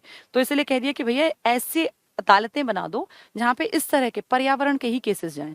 तो पर्यावरण अदालतें, पर्यावरण न्यायालय हरियाणा में 2 जगह बना दिया। कहाँ कहाँ? एक जहां आबादी ज्यादा है, फरीदाबाद, और एक जहां आपका वो 18 दिन का युद्ध लड़ा गया था, कुरुक्षेत्र। तो फरीदाबाद और कुरुक्षेत्र। एक आपका कोर्ट की जो बैठक है ना, कभी कभी जरूरत पड़ने पर करनाल में, सीएम सिटी में भी हो जाती है। देखें तो क्या कह रहे हैं, हरियाणा में 2 पर्यावरण, बहुत बहुत इंपॉर्टेंट 2 पर्यावरण अदालतें हैं, फरीदाबाद और कुरुक्षेत्र। फरीदाबाद में तो आपने पढ़ा उछाल भी बहुत आई है, किसको बीट कर गया? गुड़गांव का। गुड़गांव 4th है, 3rd है फरीदाबाद। ठीक है, फरीदाबाद और कुरुक्षेत्र आपकी जो रणभूमि रहा है। और विशेष अदालत कैंप कोर्ट करनाल नवंबर 1998 से यहाँ लगाया जाता है अगर जरूरत पड़े तो, वैसे नहीं। तो आपके 2 कौन कौन सी हैं? फरीदाबाद जहाँ आबादी ज्यादा है, जिसने बहुत ग्रोथ दिखाई है, और एक जहाँ लड़ाई झगड़े हुए थे कुरुक्षेत्र में, महाभारत वाले। ठीक है, 2003 में हरियाणा में वनस्पति वन योजना यमुनानगर में चौधरी देवीलाल प्राकृतिक पार्क, बहुत बहुत इंपॉर्टेंट, ये कई बार आ चुका आपके यमुनानगर में, चौधरी देवीलाल के नाम पर। वैसे देवीलाल जी आते दिमाग में सिरसा आता है क्योंकि यूनिवर्सिटी वही है, लेकिन चौधरी देवीलाल रुद्राक्ष वाटिका जड़ी बूटी उद्यान, ये पेपर में आया था एचएसएससी में। तो चौधरी देवीलाल रुद्राक्ष वाटिका जड़ी बूटी उद्यान, जिसको आप कहते हैं बोटैनिकल गार्डन, जड़ी बूटी होती है ना, बोटेनिकल गार्डन में क्या होता है, इस तरह के पेड़ पौधे वो सब लगाए जाते हैं, बेल वगैरह, जो कि जड़ी बूटी के रूप में काम आते हैं, बिल्कुल नेचुरल, जो हमारे कभी वैदिक काल में भी कि भाई इस तरह का अगर आप तेल लगाते हैं तो आपकी जो है बॉडी में ये फायदा होगा, अगर आप इस तरह के फूल को पीस के खाते हैं तो ये फायदा होगा। अभी भी लोग बहुत सारे मानते हैं ना, आप तुलसी को देखिए, मेडिसिनल प्लांट है, अश्वगंधा को देखिए, बहुत सारी इस तरह की चीजें हैं। तो उसको प्रमोट करने के लिए काफी बड़े इलाके में बनाया गया आपका ये एक बोटेनिकल गार्डन, जिसको नाम दिया गया चौधरी देवीलाल रुद्राक्ष वाटिका जड़ी बूटी उद्यान। ठीक है, ये इंपॉर्टेंट है, 2003 में आया था ये। कहाँ बनाया गया? चौधरी देवीलाल जी वैसे तो सिरसा को रिप्रेजेंट करते हैं, लेकिन ये बनाया गया हमारे यमुनानगर में, जहाँ यमुना बहती है, इंपॉर्टेंट है ये। 1998-99 में हरियाणा सामुदायिक योजना, सामुदायिक वानिकी योजना भी लिख सकते हैं, वन बढ़ाने थे। तो हरियाणा की कम्युनिटी के ऊपर कि भाई कम्युनिटी में पेड़ पौधे लगाओ, बढ़ाओ वनों को, तो हरियाणा सामुदायिकी या सामुदायिक वानिकी योजना, वन लगाने का प्रोजेक्ट, ये 1998-99 में आया। ये इंपॉर्टेंट है, पूछ लेंगे कब आया, 1998-99 में, जब आपके अटल बिहारी वाजपेयी जी की सरकार थी। ठीक है, हरियाणा की वन योजना हर घर हरियाली, ये तो अभी लॉन्च की थी 2015 में। खट्टर सरकार जब पिछले टेन्योर में आई थी ना 2014 में, तो 15 में इन्होंने चलाया हर घर हरियाली योजना, कि हर घर में हरियाली, पेड़ पौधे, 2.5 करोड़ पेड़ बांटे गए थे इस योजना के तहत। हरियाणा के दक्षिण पश्चिम भाग में, दक्षिण पश्चिम जो कि राजस्थान की बाउंड्री से टच है, यहाँ एक पेड़ होता है जिसका नाम है जाटी, तो जाट बाहुल्य इलाका है ना, जाटी पेड़ का नाम है। इसी को खेजड़ी, देखो ये लिखा है खेजड़ी, इसको बोलते हैं खेजड़ी। हमारे यहाँ का नहीं है, ये मेनली है राजस्थान का, लेकिन इस पेड़ की खासियत है कि आपकी जो राजस्थान से लगती बेल्ट है ना, यहाँ भी ये खूब पाया जाता है। और खास बात क्या है कि जब जेठ का महीना होता है, मतलब मई जून के बीच का जो टाइम, बहुत भयानक गर्मी जब पड़ती है और सारे पत्ते सूख जाते हैं और बुरा हाल होता है, तो उस बेल्ट में तो और असर आता होगा। उस टाइम पर ये पेड़ हरा भरा खड़ा रहता है, बिल्कुल पत्तियों से लदा हरा भरा, कोई बहुत लंबा ऐसे बहुत बढ़िया पेड़ नहीं होता, हल्की पत्तियां होती हैं, लेकिन फिर भी रेगिस्तान में तो उतनी छाया बहुत होती है। तो इसलिए कहते हैं कि जब चारों तरफ ऐसे दिखता है कि हर तरफ पेड़ खत्म है और बस पेड़ जो है उन पे पत्तियां नहीं है, तब इस जाटी या खेजड़ी नाम के पेड़ पे क्योंकि पत्तियां होती हैं, तो ये जानवरों का चारा मुहैया करा देता है। इस पे एक खास तरह के कोई कहते हैं सब्जी लगती है, वो खाने के काम आ जाती है, और इसकी लकड़ी भी बहुत अच्छी होती है फर्नीचर के लिए। भाई जब कुछ भी नहीं मिल रहा, जो मिल रहा है उसमें फायदा देख लिया, तो इसका नाम रख दिया हरियाणा का चंदन वृक्ष। वैसे चंदन मैं आपको बताऊं बहुत महंगा पेड़ होता है, एक एक पेड़ के पास ना, हम एक बार पुणे गए थे एनडीए में, नेशनल डिफेंस एकेडमी जहाँ है, तो वहाँ जंगल टाइप था, पूरा जंगल के बीच में बसा हुआ है पूरे का पूरा, और वहाँ आज भी प्राकृतिक नदी बहती है, कैंपस के अंदर नाले चल रहे हैं, वहाँ पे झरने हैं, और वहाँ ना हिरण जो है घरों में ऐसे घूमते रहते हैं घर के बाहर आके, तो वहाँ आज भी आपको हिरण मिल जाएंगे देखने को, और खरगोश, गिलहरी, मतलब बिल्कुल घर के आसपास ऐसे झुंड के झुंड जाते हैं। वहाँ आज भी सब कुछ प्राकृतिक है, वहाँ कोई पोल्यूशन नहीं है, क्योंकि वहाँ गाड़ियाँ अगर चलानी भी है ना, तो कैंपस है पूरा, तो सिर्फ वहाँ फौज के लोग रहते हैं जो एनडीए में ट्रेनिंग वगैरह करते हैं, वो लड़के, उनके पास तो गाड़ी होती नहीं, उनके अधिकारी वर्ग के लोग जो गाड़ी लेते भी है ना, तो 10 किलोमीटर प्रति घंटा से ऊपर वहाँ गाड़ी नहीं चलानी, मतलब आदमी की स्पीड से भी कम वहाँ गाड़ी चलानी है, वहाँ इतना ज्यादा ध्यान रखा जाता है। तो वहाँ प्राकृतिक पूरा पर्यावरण है, तो प्राकृतिक पर्यावरण, तो इस सबका फायदा क्या होता है कि चारों तरफ जब हरियाली होगी तो इंसान का मन खुश रहेगा। तो आपके यहाँ वहां पे चंदन के पेड़ है, और वहां एक एक चंदन के पास ना एक एक गार्ड खड़ा है। तो उनसे पूछा कि भाई ऐसे क्यों खड़े हैं एक एक पेड़ के पास, तो कहा कि रात में ना घुसपैठिए आते हैं और चंदन के पेड़ को काट के ले जाते हैं, इसकी लकड़ी बहुत महंगी बिकती है, इसकी स्मगलिंग होती थी साउथ इंडिया में, कर्नाटक में बहुत बड़े स्तर पर, तो इसीलिए चंदन के पेड़ की कीमत होती है, खुशबूदार लकड़ी होती है, लोग उससे साबुन बनाते हैं, जड़ी बूटियां बनाती हैं, मतलब बाहर विदेशों तक इसकी लकड़ियां भेजी जाती हैं। तो हरियाणा का चंदन हमने किसको बना दिया, जाटी नाम के पेड़ को, खेजड़ी, जो कि जिसकी पत्तियां आपको बहुत, जब गर्मी का मौसम होगा तब ठंडक देंगी। ठीक है, तो हरियाणा के दक्षिण पश्चिम, क्योंकि राजस्थान का है, भाग में जाटी या खेजड़ी नामक वृक्ष पाया जाता है, इस वृक्ष को हरियाणा का चंदन वृक्ष कहते हैं। नेक्स्ट, हरियाणा वन विकास निगम, तो वनों के विकास के लिए आपने कॉर्पोरेशन बना दी, फॉरेस्ट डेवलपमेंट कॉर्पोरेशन। ये कब बनाई, जब आपने 4 जिले इकट्ठे बनाए थे, मैंने जिले बहुत स्टार्टिंग में कराए थे, KRPY 1989 में आपके 4 जिले बने थे, तभी आपका बना था वन निगम, वन विकास निगम, तो ये 1989 में बने। हरियाणा में वन विभाग प्रमुख पहली बार एक महिला जो बनी थी, उनका नाम था अमरिंदर कौर। तो ये क्वेश्चन कई बार पूछा गया है कि हरियाणा वन विभाग में प्रमुख नियुक्त होने वाली पहली महिला कौन, तो क्या नाम इनका, अमरिंदर कौर। ठीक है, फर्स्ट महिला। बागवानी विभाग यानी हॉर्टिकल्चर द्वारा फलों के उत्पादन में तीव्र वृद्धि के लिए क्लस्टर योजना, क्लस्टर होता है एक एरिया विशेष। जैसे हरियाणा में ना धीरे धीरे हमारी सरकार कह रही है कि बागवानी पर भी काम करो। जैसे हरियाणा में बाग के नाम पे आज भी अगर आप जानते हो तो हिसार साइड की जो बेल्ट है ना ये पूरी, इसमें कीनू बहुतायत में होता है। एक एक पेड़ पे कीनू ऐसे लदे रहते हैं, कीनू है, नींबू है, माल्टा है। ऐसे ही हमारा जो ये उत्तर वाला है ना पंचकुला वाला इलाका, इस तरफ चीकू और इस तरह के कई सारे फल पैदा किए जा सकते हैं। अगर हम गुड़गांव की बेल्ट देखें तो वहाँ टमाटर और गोभी बहुत ज्यादा पैदा, क्योंकि कंडीशंस अलग अलग होती हैं। तो इसीलिए हमारे हरियाणा राज्य की सरकार ने कहा कि हम सब चीजों को एक जगह पैदा ना करें, हम क्लस्टर का डिवीजन कर दें, वहां फिर उसमें ज्यादा जोर दें और उसके प्रोडक्शन को बढ़ाएं। तो आपने फलों के उत्पादन के लिए कौन सी पद्धति, क्लस्टर पद्धति अपना ली। राज्य में सर्वाधिक नलकूप, हाँ ये एक इंपॉर्टेंट टॉपिक है, इसको सुन लो। आपके यहाँ दो सोर्स हैं बहुत तगड़े सिंचाई के, क्योंकि आप खूब खेती करते हैं। एक तो आपके यहाँ नहरों से पानी निकलता है जो गांव में पहुंचता है किसानों के खेतों तक, और दूसरा आपके यहाँ ट्यूबवेल्स बहुत हैं। हर जिले में आप देख लीजिए ट्यूबवेल और नहर मेन है। तो नहर और ट्यूबवेल आपके दो सबसे बड़े साधन हैं। सबसे ज्यादा अगर मैं बात करूं नहर, तो पश्चिमी यमुना नहर आपके पूरे हरियाणा के बड़े हिस्से को सिंचाई की सुविधा देती है। पूरी ये बेल्ट जो है ना, ये पश्चिमी यमुना नहर यमुनानगर से तो निकल आती है और फिर इसकी उप नहरें कितनी आगे तक। और दूसरी आपकी भाखड़ा नांगल जो डैम है वहां से जो निकली है नहर टोहाना में जो एंटर करती है, इसकी बेल्ट भी आपके पंजाब के लगते इलाके को खूब बढ़िया तरीके से सिंचाई की सुविधा मुहैया कराती है। तो नहर में तो ये, नलकूप की बात करें तो लगभग हर जिले में खोद रखे हैं। अब नलकूप सबसे ज्यादा आपके कैथल में है। याद कैसे रहेगा, कैथल में सबसे ज्यादा धान की प्रजाति है, सबसे ज्यादा वैरायटी अगर पूछे आपके यहाँ धान की कहाँ है तो कहेंगे कैथल। आपकी के की पट्टी थी ना, करनाल, कैथल और कुरुक्षेत्र, जिसमें धान बहुत ज्यादा था। पानीपत, सोनीपत खूब ज्यादा है, लेकिन वो मेन है। तो उसी को हम कंसीडर करके याद करेंगे। कैथल में धान सर्वाधिक था, किसमें, टोटलिटी की बात नहीं कर रही, वो अलग, वो करनाल में है।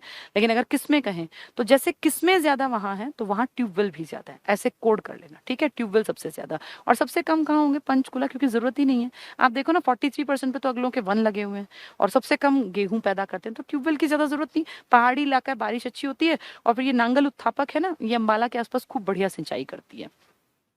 राज्य में सर्वाधिक नलकूप मतलब ट्यूबवेल द्वारा सिंचाई कैथल में, ये इंपॉर्टेंट है, कैथल में। जबकि सबसे कम नलकूपों द्वारा सिंचाई कहाँ होती है, पंचकुला में। पंचकुला में एरिया ही कम है ना, टोटल लैंड एरिया जो मतलब प्रोडक्शन के लिए। राज्य में वन्य प्राणियों के संरक्षण, ये भी थोड़ा सा सुन लो। आपके देश में एक प्रोजेक्ट बड़े स्तर पे लॉन्च हुआ जब इंदिरा गांधी आपकी प्राइम मिनिस्टर थी, प्रोजेक्ट टाइगर। उस दौर में हर राज्य ने अपने अपने राज्य में कुछ अलग हटके किया। तो उसी टाइम हरियाणा में 1971 में ये नोटिस में आया कि हरियाणा में भी वन्य जीव हैं, अगर थोड़ा सा इनकी केयर की जाएगी तो वन्य जीवों का जो टोटल नंबर है वो बढ़ाया जा सकता है, इनको थोड़ी सिक्योरिटी, सेफ्टी मिले। तभी तो national parks, wild life sanctuary और रिजर्व और ये सब बनाए गए। तो उस टाइम पर 1972 में आपके हरियाणा में एक मान लीजिए कानून के तहत कि भाई ये वाला एरिया रेस्ट्रिक्टेड है, यहाँ आम आदमी नहीं घुसेगा, वो कोई यहाँ पे काट नहीं सकता चीजों को, वो लकड़ियां नहीं तोड़ सकता, वो पेड़ को नहीं कुछ भी हार्म पहुंचा सकता, इस तरह से अधिनियम बना दिया। फिर उसके बाद में आपके यहाँ शिकार पर भी प्रतिबंध लगा दिया लेटर स्टेज में जाके 1991 में। तो 1972 में आपके यहाँ वन्य जीव से जुड़ा अधिनियम, एक कानून बनाया। फिर उसमें और ऐड कर दिया कि यहाँ पे शिकार करना प्रतिबंधित है, खुले में हरियाणा में कोई शिकार नहीं कर सकता। कब बनाई है, 1992 में, 91 में। तो वो 72 में, वो 91, 72 में इंदिरा गांधी आपके देश में थी, और 92 में, 91 में राजीव गांधी बनने थे पीएम, लेकिन उनका मर्डर हो गया था। दोनों माँ बेटे के टाइम में याद कर लेना, ठीक है। राज्य में वन्य प्राणियों के संरक्षण का अधिनियम, अधिनियम मतलब कानून, मार्च 1972 को लागू हुआ। इस अधिनियम में चेंज किया, अमेंडमेंट किया, सितंबर 1991 से शिकार पर भी प्रतिबंध लगा दिया। तो आपके यहाँ जो वन्य प्राणियों का संरक्षण है ना, भाई कोई इनका शिकार ना करे, कोई इनको मार ना दे, ये 1972 से है। और फिर इसमें भाई शिकार भी नहीं करना, एक तो होता है गाड़ी के नीचे आ गया ऐसा कुछ, एक होता है जानबूझ के शिकार करना, वो 1991 में प्रतिबंधित कर दिया। दोनों इंपॉर्टेंट है ये। सुल्तानपुर पक्षी विहार, आप अच्छी तरह जानते हैं आपके राज्य में सिर्फ 2 नेशनल पार्क्स हैं। कहने को वो दिखावटी, उनमें कुछ मिलता खास नहीं है, लेकिन फिर भी भाई 2 हैं तो हम बात करेंगे। एक है आपका सुल्तानपुर पक्षी विहार, पहले था, अब सुल्तानपुर नेशनल पार्क है। ये पक्षी विहार, एक आदमी था, माइकल जैक्सन का नाम सुना होगा ना, वो जो डांस करने वाला था, उस जैसा नाम है, Peter Michael Jackson. Peter Michael Jackson, उसने, वो पक्षी वैज्ञानिक था, घूमता था, पक्षियों को देखता था, उसको बड़ा इंटरेस्ट था पेड़ पौधों में, फ्लोरा फौना में, मतलब कहाँ क्या प्रजाति, कैसा माहौल, क्या चाहिए। तो उसने एक चिट्ठी लिखी 1971 में इंदिरा गांधी को। तो दिल्ली थी इंदिरा गांधी, भाई पीएम तो दिल्ली रहेगा ना, तो उन्होंने एक लेटर लिख के कहा कि भाई ऐसे ऐसे ना आपके दिल्ली से थोड़ा दूर गुड़गांव में एक इलाका है जो वेटलैंड है, और जहाँ पे एक झील है, बहुत सारे पेड़ हैं, और जहाँ पे नेचुरल कंडीशंस हैं बहुत बढ़िया पक्षियों के लिए, बहुत सारे पक्षी यहाँ आते हैं। तो आप अगर परमिशन दे दें तो इस इलाके को हम थोड़ा सा सेफ बना दें, एक तरह से रिजर्व बना दें। तो इंदिरा गांधी ने कहा ठीक है, मैं आऊंगी, देखूंगी, मुझे ठीक लगा तो मैं इसके लिए परमिशन कर दूंगी। अब इंदिरा गांधी क्योंकि पीएम थी, ढेर काम थे, कहाँ इतना टाइम मिलता है, तो उन्होंने उस टाइम जो सीएम थे आपके हरियाणा के, बंसीलाल जी, चौधरी बंसीलाल जी, इनको कहा कि भाई ऐसे ऐसे आप देख आइए, भाई आपके राज्य का वो है। बंसीलाल जी ने विजिट किया, उन्होंने कह दिया हाँ इस इलाके में खेती बाड़ी तो हो नहीं सकती, तो यूज का ऐसा सच है नहीं, इसको रिजर्व के नाम पे अगर हम नेशनल पार्क बना दें, या पहले वाइल्ड लाइफ सेंचुरी बना था, वो बना दें, तो थोड़ा सा भाई ये होगा कि चलो एक एरिया आपका सेफ हो गया जानवरों के लिए, बहुत कोई बड़े जानवर तो यहाँ है नहीं। तो फिर उसके बाद वो धीरे धीरे पहले वाइल्ड लाइफ सेंचुरी बना। वाइल्ड लाइफ में क्या होता है, विद परमिशन पेड़ काट सकते हैं, थोड़ा सा इस तरह की चीजें, ह्यूमन एक्टिविटीज परमिटेड होती हैं, जैसे कि कहाँ थी आपके संरक्षित में, तो उसी तरह से। फिर थोड़ा लेटर स्टेज में 1989 में ये फील किया गया कि इसको नेशनल पार्क बना दो। 1989 में इसको नेशनल पार्क बना दिया, लेकिन एचएसएससी ने पिछली बार पेपर में दिया तो उन्होंने 1991 को ठीक माना। अगर आप इसको डिटेल पढ़ें तो 1989 मिलेगा, लेकिन क्योंकि एचएसएससी भैया कुछ भी कर सकती है, तो उन्होंने 1991 को अपने पेपर में ठीक माना था। ठीक है, मैं अब टीचर हूँ, मेरा जिम्मेदारी है दोनों बातें तुम्हें बता दूं। अगर हम वैसे देखें, डिटेल में जाएं तो 1989 में हुआ था, लेकिन उनकी माने तो 1991 कहते हैं वो। ठीक है, तो उसके बाद ये एक नेशनल पार्क बना दिया, और अब ये सुल्तानपुर नेशनल पार्क है। पहले ये सलीम अली पक्षी अभ्यारण्य था, पक्षी उद्यान था। सलीम अली कौन थे, आपके देश में एक बहुत बड़े ऑर्निथोलॉजिस्ट हुए, ऑर्निथोलॉजिस्ट पक्षी वैज्ञानिक, जो पूरा पक्षियों को जिन्होंने अपनी लाइफ डिवोट कर दी, उनके बारे में जानना, उनको निहारना, उनको समझना, उनके ऊपर किताबें लिखना, लोगों को अवेयर करना। तो डॉक्टर सलीम अली के नाम पे, जो बर्ड मैन ऑफ इंडिया कहलाते हैं, उनके नाम पे आपके यहाँ सलीम अली पक्षी विहार था, जिसको आपकी सरकार ने फिर बना दिया नेशनल पार्क। अब Salim Ali national park already था, तो उसको पक्षी विहार का नाम सलीम अली नेशनल पार्क नहीं कर सकते थे, इसलिए नाम बदल के कर दिया सुल्तानपुर नेशनल पार्क, जो कहाँ है आपके गुड़गांव में। ठीक है, उसी की बात बता रहे हैं। सुल्तानपुर पक्षी विहार का पुराना नाम क्या था, Salim Ali, bird man of India के नाम पर पक्षी विहार है। इसकी खोज करने का श्रेय पीटर जैक्सन को, माइकल पीटर जैक्सन, पूरा नाम है माइकल पीटर जैक्सन, उनको जाता है। राज्य का सबसे बड़ा वन्य जीव अभ्यारण्य कलेसर नहीं है, ये बड़ा लिखा था उसने सबसे ऐड कर दिया। बड़ा वन्य जीव अभ्यारण्य है कलेसर, लेकिन कलेसर से दुगने से भी ज्यादा बड़ा है अबूब शहर, जो कि 29,000 एकड़ में फैला है, तो बहुत बड़ा है, बहुत ज्यादा बड़ा। ठीक है, तो अगर कहें नंबर 1 आपके यहाँ पे, अब ये दो अलग बातें बोल रही हूँ, आपके यहाँ दो नेशनल पार्क्स हैं, एक कलेसर वाला और एक सुल्तानपुर वाला। दो में से बड़ा कौन सा है, तो कलेसर। आपके यहाँ वाइल्ड लाइफ सेंचुरी है 8, हम आगे डिटेल से पढ़ेंगे, जिनमें एक कलेसर भी है, एक अबूब शहर। तो अगर पूछे सबसे बड़ी, तो आप कहेंगे अबूब शहर। वाइल्ड लाइफ सेंचुरी कलेसर बड़ी नहीं है, लेकिन नेशनल पार्क कलेसर सबसे बड़ा। एक्चुअली है ही दो, तो उनमें नंबर 1 कौन है, कलेसर। ठीक है, अब देखें सबसे बड़ा को काट देना, सबसे को, राज्य का एक बड़ा वन्य जीव अभ्यारण्य कलेसर में स्थित है, यहीं तो मिलते हैं वो साल। भिंडावास जो कि झज्जर में है, अपनी सुंदर झील के लिए प्रसिद्ध है, भिंडावास। और कापड़वास, खप्परवास, खापरवास, कुछ भी लिखा मिल जाए, ये कहाँ पड़ेंगे दोनों, कापड़वास भी, खप्परवास भी वही है, और खापरवास भी वही है, और भिंडावास, दोनों झज्जर में 1.5 किलोमीटर के दायरे पर है। तो ये वेटलैंड है और सुंदर झील है भिंडावास में। ठीक है, पंचकुला, मोरनी, मोरनी हिल्स में चीड़, और करनाल में ढाक या पलाश, और यमुनानगर के कलेसर में साल। ये तीनों ध्यान रखना, अगर मोरनी आए तो पाइन वाले टिक कर देना, चीड़ वाले टिक कर देना। ठीक है, और अगर आए ये अपने सीएम सिटी वाला, तो ढाक और पलाश, और अगर पूछें कि आपके कलेसर में, तो साल। तीनों इंपॉर्टेंट है। सिंदूर वाला भी साल वाले में। हरियाणा वन नीति 2006 के अनुसार प्रदेश के कुल भौगोलिक क्षेत्र के 20% भाग पर वन होने चाहिए, लेकिन अगर वन की बात करें तो आपके यहाँ भी 4% पर भी वन क्षेत्र नहीं है। टोटल मिला के वन वृक्ष आप 7 के आसपास हैं, तो टोटल अभी आप वनों में, ऐसा नहीं कि आप वन में आगे पहुंच गए हैं। India state of forest report 2017 के अनुसार हरियाणा में वन क्षेत्र 1588, मैंने बताया ना 3003 कैसे बना, एक 1415 और एक 1588, थोड़ा सा फेरबदल कर सकते हैं। 1588 को अगर वो 1594 देते हैं, तो आप 1415 में से हटा देना उतने। ठीक है, फिर वो 14, 9 या 6 जितना निकले उतना कर देना। तो आपके यहाँ वन जो है 1588 वर्ग किलोमीटर, और वृक्ष 1415, दोनों को ऐड करोगे तो 3003 वर्ग किलोमीटर आ जाएगा। इस प्रकार वन और वृक्ष दोनों मिलाकर 3003 वर्ग किलोमीटर हरियाणा के कुल भौगोलिक का 6.7, तो लगभग 7% आपका होने वाला है। 3003 वर्ग किलोमीटर, 1415 एक है और 1588 दूसरा है वर्ग किलोमीटर में। राज्य में सर्वाधिक वन क्षेत्र की वृद्धि किसने की? फरीदाबाद। तभी तो कौन से रैंक पे आ गया? थर्ड। पहले फर्स्ट सेकंड थर्ड कौन थे? पंचकुला, यमुनानगर, गुड़गांव। बीच में कौन एंट्री कर गया? फरीदाबाद। फोर्थ कौन चला गया? गुड़गांव। ठीक है, तो इंपॉर्टेंट है ये।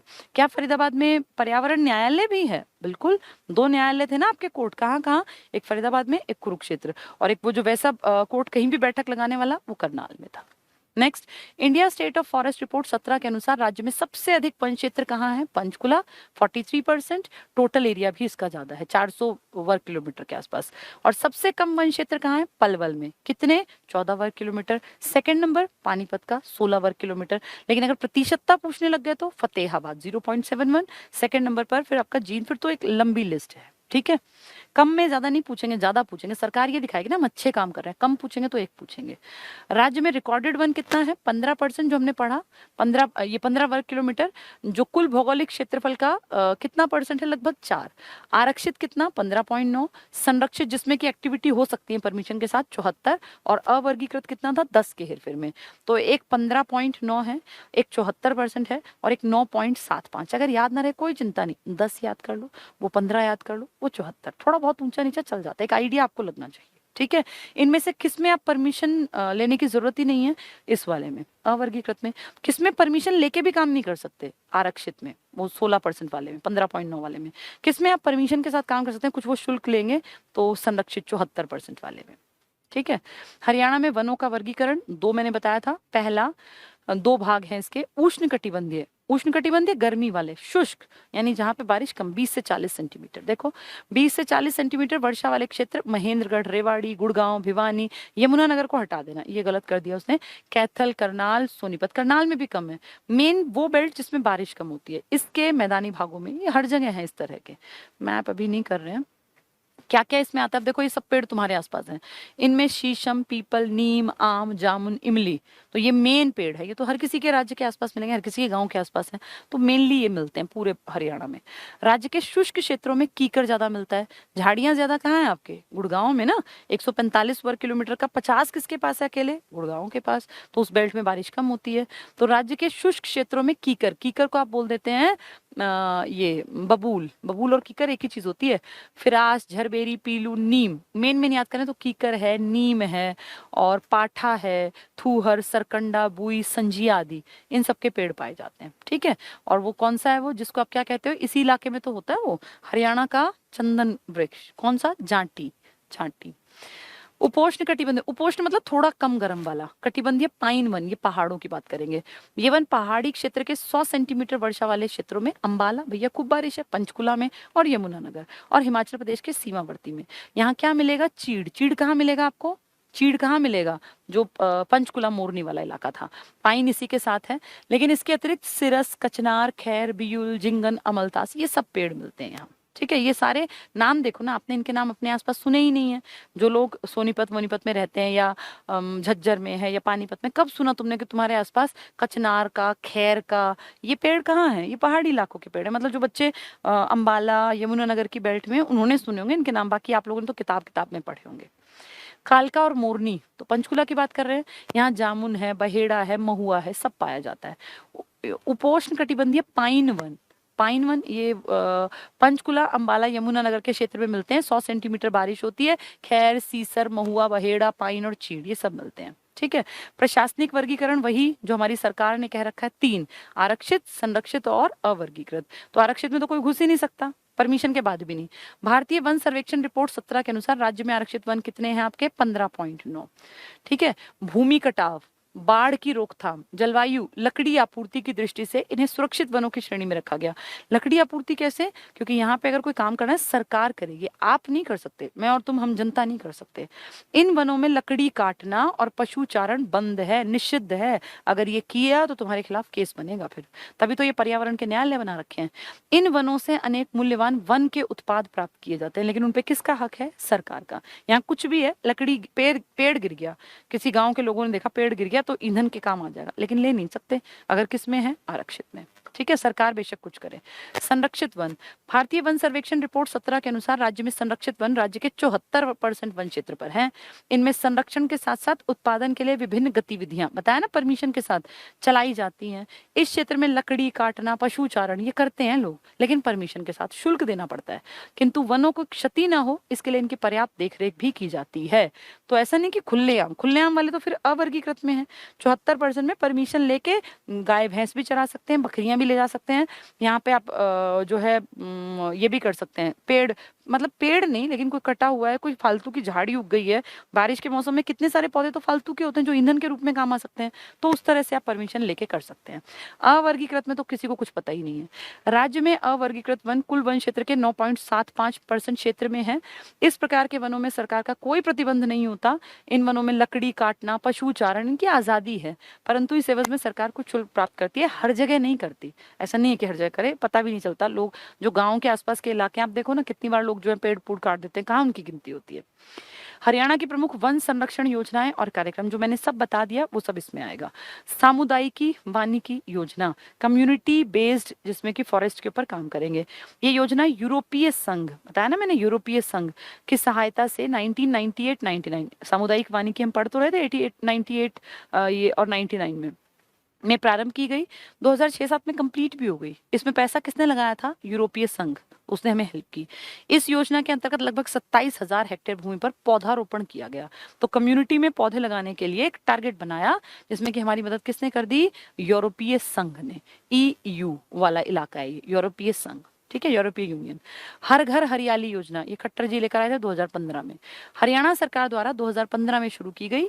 इसके अंतर्गत स्थानीय प्रजातियों के विकास पर, भाई जो लोकल तुम्हारे एरिया में पेड़ है ना, उनको बढ़ाओ, चाहे वो नीम का है, वो कीकर का है, किसी का भी, उसको बढ़ाओ।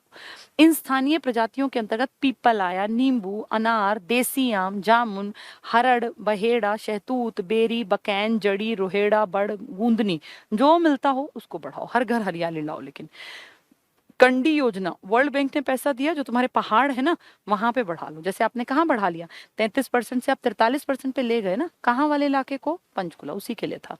वर्ल्ड बैंक द्वारा संपोषित, मतलब उन्होंने पैसा लगाया। ये योजना अंबाला और यमुनानगर जिलों के उत्तरवर्ती भाग, मतलब पहाड़ी, इसमें पंचकुला भी आ गया, अंबाला भी, यमुना, जहाँ शिवालिक है उसके आसपास, शिवालिक क्षेत्र ये था मेन, में पुनः वृक्षारोपण से संबंधित है। तो आप देखो आपके यमुनानगर में भी है, प्रतिशतता में आप पढ़ते हैं ना, पहला नंबर किसका? पंचकुला का, सेकंड नंबर यमुनानगर, फिर फरीदाबाद और गुड़गांव, वो साउथ वाले हैं। नेक्स्ट, ये योजना वन, कृषि, पशुपालन और बागवानी विभागों की समेकित, मतलब सबने इंटीग्रेटेड करके कि भाई पैसा लगाते हैं, इस इलाके में पेड़ों की संख्या बढ़ाते हैं। अरावली पर्वत श्रृंखला, अब अरावली में तो बिल्कुल ही नंगी चट्टाने हैं जिन पे पेड़ पौधे भी नहीं है, तो वहां कहा कि यार खाली ना पड़ा है, इन पे दोबारा कोशिश करो पेड़ों को लगाने की, तो उसके लिए पैसा निकाला। यूरोपीय आर्थिक समुदाय, इसने ये इसको पैसा दिया प्रोजेक्ट को, और ये अनावृत, अनावृत मतलब बिना भरी हुई, आवृत ढका हुआ, अनावृत जिसपे कोई पेड़ पौधा ना हो, तो अनावृत अरावली पहाड़ियों पर पुनः वृक्ष लगाने से, खाली पड़ा इलाका है ना, वहाँ खेती होनी ना, वहाँ घर बनने, पहाड़ियां हैं छोटी छोटी, तो वहां कोशिश करो कि पेड़ लग जाएं। तो वहां अगर लग गए तो प्रतिशतता तो बढ़ी गई हमारी, इस तरह। तभी तो फरीदाबाद में कितनी सारी पहाड़ियां अरावली की तो है, तभी तो नंबर 3 पे आ गया। ग्रीनिंग ऑफ हरियाणा, ये बहुत बड़ा प्रोजेक्ट था कि भाई गांव के बाहर पेड़ लगाओ और रेलवे ट्रैक्स के पास पेड़ लगाओ, जहां जहां बन पड़े वहां पेड़ लगाओ। ग्रीनिंग ऑफ हरियाणा कार्यक्रम के अंतर्गत राज्य में बड़े स्तर पर वृक्षारोपण कराया जा रहा है। नदियों, नहरों, सड़कों, रेल मार्गों के किनारे गांव के चारों ओर वृक्षों की पेटियां, मतलब बेल्ट बनाई गई, इनमें गिलोय लगा दिया, जो कि बहुत यूजफुल हैं। जैसे गांव के आसपास ही अगर ये चीजें हो तो आधे लोग तो बीमारी से बच सकते हैं। तो गिलोय, कुरंड, खेरटी, ककरूदा, चौलाई, बथुआ, गोखरू, इंद्रायण, अश्वगंधा, शखावटी, साटी, कितने लोग तो साटी का साग बना के खाते हैं, सदाबहार, मकोए, ये सब खाने के काम आते हैं। और ये ना मतलब बहुत ज्यादा मेहनत नहीं मांगते। अगर ये एक बार लगा दिए जाएं तो ऐसा नहीं कि इनके बहुत ध्यान रखना है, और इनमें खाए नेचुरल है अपने आप, ये जड़ी बूटियां हैं आधे से ज्यादा, ये खरपतवार है, देखे ना, इनको तो खरपतवार मानते हैं बड़े बूढ़े, तो ये अपने आप ही पैदा हो जाते हैं। तो कह रहे हैं इनको ही बढ़ा लो, ये भी तो गिनती में कहीं ना कहीं फायदा देंगे राज्य में और लोगों को भी फायदा देंगे। वनों में विभिन्न प्रकार की जड़ी बूटियां प्राप्त की जाती हैं, जिनका उपयोग स्वास्थ्य लाभ के लिए किया जाता है। तो कितनी अच्छी बात है कि आपके यहाँ पे फालतू में ऐसी चीजें पैदा होती हैं जो कि खाते ही आपको जड़ी बूटी की तरह शरीर को साफ करती हैं, रिफाइन करती हैं। आप वो गोलियां खाते हो मल्टीविटामिन की, आपके यहाँ मिट्टी में ऐसी चीजें पैदा होती हैं कि जिसको हम फालतू मानते हैं, वो सब जड़ी बूटियों के रूप में है। हरियाणा में वर्ष 2014 से मतलब इस सरकार ने 15 जुलाई को तरु दिवस के रूप में मनाया जाता है। तो हरियाणा का तरु दिवस कब है? 15 जुलाई को। ठीक है, तो ये पेड़ पौधों में हमारी सरकार के काम है। राज्य वन नीति 2014 में भी आई, लेकिन आप राज्य वन नीति कौन सी चला रहे हैं अभी? 2006, क्योंकि उसने कितना टारगेट सेट किया था? 20% का। भी आपने कवर नहीं किया वो। भारत के कुल क्षेत्रफल का सिर्फ 1.34, ये 31 को 34 कर लेना, ये थोड़ा टाइपिस्ट ने मिस्टेक कर दी, तो 1.34% आपके पास टोटल एरिया है। आप 1.5% जमीन पे नहीं बैठे भारत की पे, और आप प्रोडक्शन में खूब आगे हैं, तो बहुत अच्छी बात है। तो सिर्फ 1.34 है ये परसेंट हरियाणा का क्षेत्रफल है, और देश के मात्र कितने पर भाग पर वन है? तो तुम जो योगदान दे रहे हो 0.2, मतलब तुम कोई योगदान नहीं दे रहे बड़े स्तर पे। 0.2 है ना, तो आप आधे प्रतिशत के भी हकदार नहीं है। लेकिन ये ना भूलें कि इस 1.34 भूमि के साथ हम गेहूं का बड़ा प्रोडक्शन 12%, देश के टोटल का 12% आप अकेले मुहैया कराते हैं। तो देश की आबादी का पेट भरने में आप बहुत आगे हैं। उसको देखें तो लगता है कि ठीक है, क्या फर्क पड़ता है, वन कम है तो, लेकिन देश का पेट भी तो हम भर रहे हैं ना कहीं। तो एक चीज, दोनों चीज तो नहीं हो सकती, या तो फिर वन ही लगा लो, फिर भूखे मरेंगे। तो उससे बढ़िया हमने क्या चुना कि इस मिट्टी में अगर उत्पादक क्षमता है तो हम ज्यादा गेहूं पैदा करें, ज्यादा धान पैदा करें, ज्यादा ये अपना गन्ना पैदा करें। अच्छी बात है, प्रोडक्शन बढ़ेगा तो हमारी आमदनी बढ़ेगी, राज्य का विकास होगा। लेकिन इसको पढ़ के लगता है कि यार ये तो बहुत चिंताजनक है। कोई बात नहीं, ये बढ़ रहा है धीरे धीरे। 0.2%, आपके वन बहुत कम है, आपका कोई योगदान नहीं। आप लगभग 1.25% एरिया लेके देश का, और उसके बदले वन कितने? 0.2%, तो बहुत कम वन है। राज्य वन नीति के अनुसार प्रदेश के कुल क्षेत्रफल के कितने परसेंट पर? 20% पर वो वन लिखना चाहिए। वन क्षेत्र का लक्ष्य निर्धारित किया 2006 में। आपने क्या कहा जी? हम 20% पे ले जाएंगे, और आप कोशिश कर रहे हैं, 7 के आसपास पहुंच गए। वन संपदा के सतत विकास के उद्देश्यों से हरियाणा सरकार द्वारा वन नीति 2006 बनाई गई थी कि हम काम करेंगे, और कर भी रहे हैं। ऐसे कहना कि बिल्कुल काम नहीं कर रहे, गलत होगा। ये अब आपको पता नहीं विजिबल है कि नहीं है, ये वही है जो मैंने आपको पढ़ाया, उसको एक टेबल के फॉर्म में कर दिया। मैं आपको बता देती हूँ, ताकि अगर आपको नहीं भी दिख रहा हो तो कोई नहीं, आप इसको किताब से पढ़ेंगे तो आपको आसान दिखेगा। ये एरिया दे दिया, ये नाम दे दिया जिलों का, ये एरिया, फिर कहाँ सघन वन है, कहाँ कम सघन वन है, कहाँ खुले वन, कहाँ कुल वन, और प्रतिशतता। तो मैंने आपको सब कुछ जबानी बताया। प्रतिशतता सबसे ज्यादा है 43% आपके पंचकुला में, 10%, 10.9 आपके यमुनानगर में, 10.9 से थोड़ा सा कम, बहुत कम, मतलब बहुत ही कम है जो आपका नया उभरा है फरीदाबाद, और चौथा नंबर है 9 पॉइंट समथिंग का गुड़गांव का। तो ये ज्यादा वाले बता दिए। प्रतिशतता लास्ट लाइन की बात कर रही हूँ। अगर सबसे कम प्रतिशत कहें तो आपके फतेहाबाद में 0.71। ठीक है, तो देखो इसमें सारे नहीं याद करने होते। 10.8 फरीदाबाद का, फरीदाबाद किसको बीट कर गया? गुड़गांव को। ठीक है, इसके बाद देखो गुड़गांव का देख लो 9.3, तो वो कितना है? 10.8, ये 9.3 है। इसके बाद एक आपको देखना है इसमें 0.78 का जींद का, मैंने बताया ना सेकंड कम। 0.71 फतेहाबाद सबसे कम प्रतिशत लेके बैठा, फिर जींद 0.78। फिर इसके बाद आपका ज्यादा और कम की बात करेंगे, सारे कोई नहीं पूछने वाला। इसमें प्रतिशतता की बात करें तो देखो पंचकुला है 15वें नंबर पर 43%, 391 स्क्वायर किलोमीटर पूरा एरिया। ये टोटल एरिया लेके बैठा है, बहुत कम, मतलब टोटल को देखें तो कम इन द सेंस सबसे पहले ये कम था, फिर अपना ये जो पलवल बना, इसके बाद फिर फरीदाबाद कम हो गया, और फरीदाबाद जो है सबसे छोटों में आता है, लेकिन उसने ग्रोथ बहुत दिखाई है। तो उस हिसाब से देखें तो प्रतिशतता में सबसे नंबर 1 है पंचकुला 43%। 43 के बाद सेकेंड नंबर आता है लास्ट लाइन में यमुनानगर का 10.9। तो 10 पहले 43%, फिर 10.9, फिर 10.8, और फिर 9 पॉइंट समथिंग। तो 4 कौन कौन से हैं ये? पंचकुला, यमुनानगर, फरीदाबाद और गुड़गांव। सबसे कम के 2 प्रतिशतता में फतेहाबाद 0.71, और दूसरा क्या बताया? जींद 0.78। ठीक है, ये मेन काम का था। इसके अलावा इसमें 2-3 आंकड़े और हैं।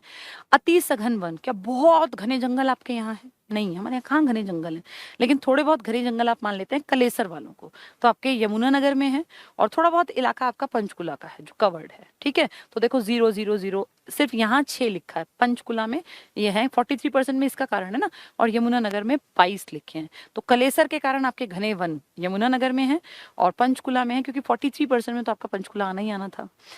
इसके बाद एक लाइन इसमें और काम की है, जो ये कुल वन क्षेत्र दिखाती है, सबसे ज्यादा वन क्षेत्र।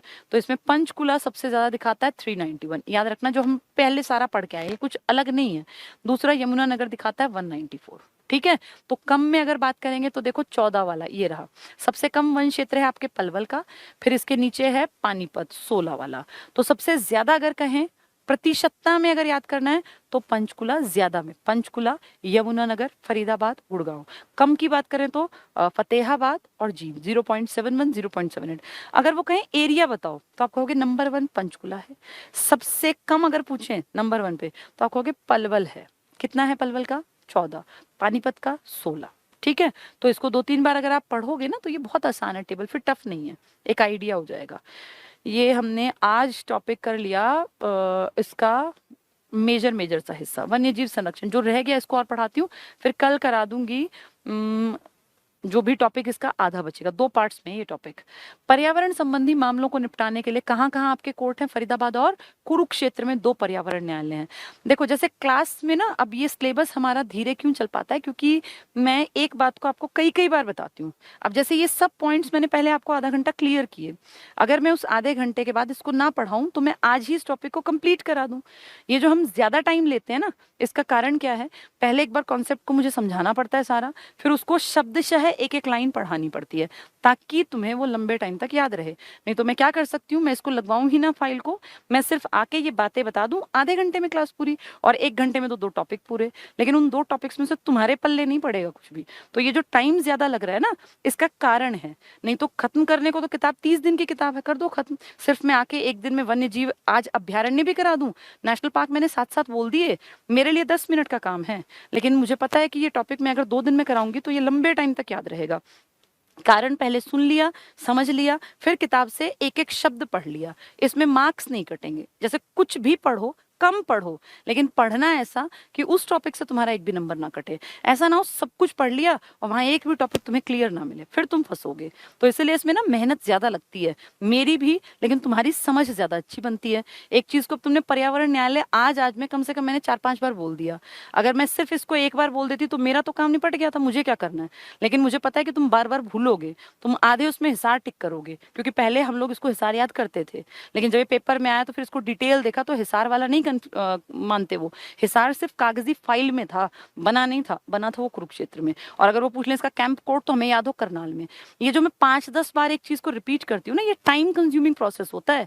इसमें सिलेबस स्लो चलेगा, लेकिन जब भी पूरा होगा उस टाइम तुम्हें ये कंफर्म होगा कि अब मेरे मार्क्स आ जाएंगे। हमें भाग दौड़ के, मेरा टारगेट बिल्कुल नहीं है कि मैं टाइम पास करा के और 1 दिन में बस मुझे निपटाना है। ये फाइल हो सकता है 3 दिन पकड़ ले, लेकिन 3 दिन बाद अगर तुमसे कोई नेशनल पार्क पूछेगा, कोई तुमसे वन्य जीव अभ्यारण्य पूछेगा, वृक्षाच्छादन के ऊपर, वन के ऊपर कोई भी क्वेश्चन करेगा, तो तुम पीछे नहीं हटोगे। और हमारा टारगेट यही होता है। हम कभी ये कह के पढ़ाते नहीं कि फॉर्मेलिटी 2 महीने 3 महीने पूरा, हम क्या कहते हैं, साल लगाना पड़ेगा अपने ऊपर, इसीलिए इसको टाइम लग रहा है। नहीं तो ये टॉपिक मुझे कराने में घंटा मेरे लिए तो बहुत ज्यादा था, मुझे तो आधे घंटे में सब कुछ क्लियर कर देना था। लेकिन फिर मैं एक भी अक्षर नहीं पढ़ाती, फिर मैं बस अपने पार्ट पे बोलती चली जाती। अब ये एक एक अक्षर तुम्हें पढ़ाती हूँ, मैं इसकी फाइल प्रोवाइड करा दूं, मैं ना पढ़ाऊं, लेकिन मुझे ऐसा लगता है, मेरी आत्मा ये कहती है कि जो पढ़ाया वो बेस्ट पढ़ाना है, उसमें ये चूक ना रह जाए, मेरा पढ़ाया बच्चा ये भूल ना पाए कि पर्यावरण न्यायालय कहाँ है, या सामुदायिक वानिकी योजना कब आई थी, या हर घर हरियाली में क्या कॉन्सेप्ट था, या कंडी योजना क्या थी। उसने 2 बार सुन लिया मेरे मुंह से, फिर उसने अगर अपने आप एक बार भी पढ़ लिया तो उसको याद रहेगा कि यार वर्ल्ड बैंक ने पैसा लगा रखा था, या ये यूई ने पैसा लगाया था, यूरोपीय यूनियन ने।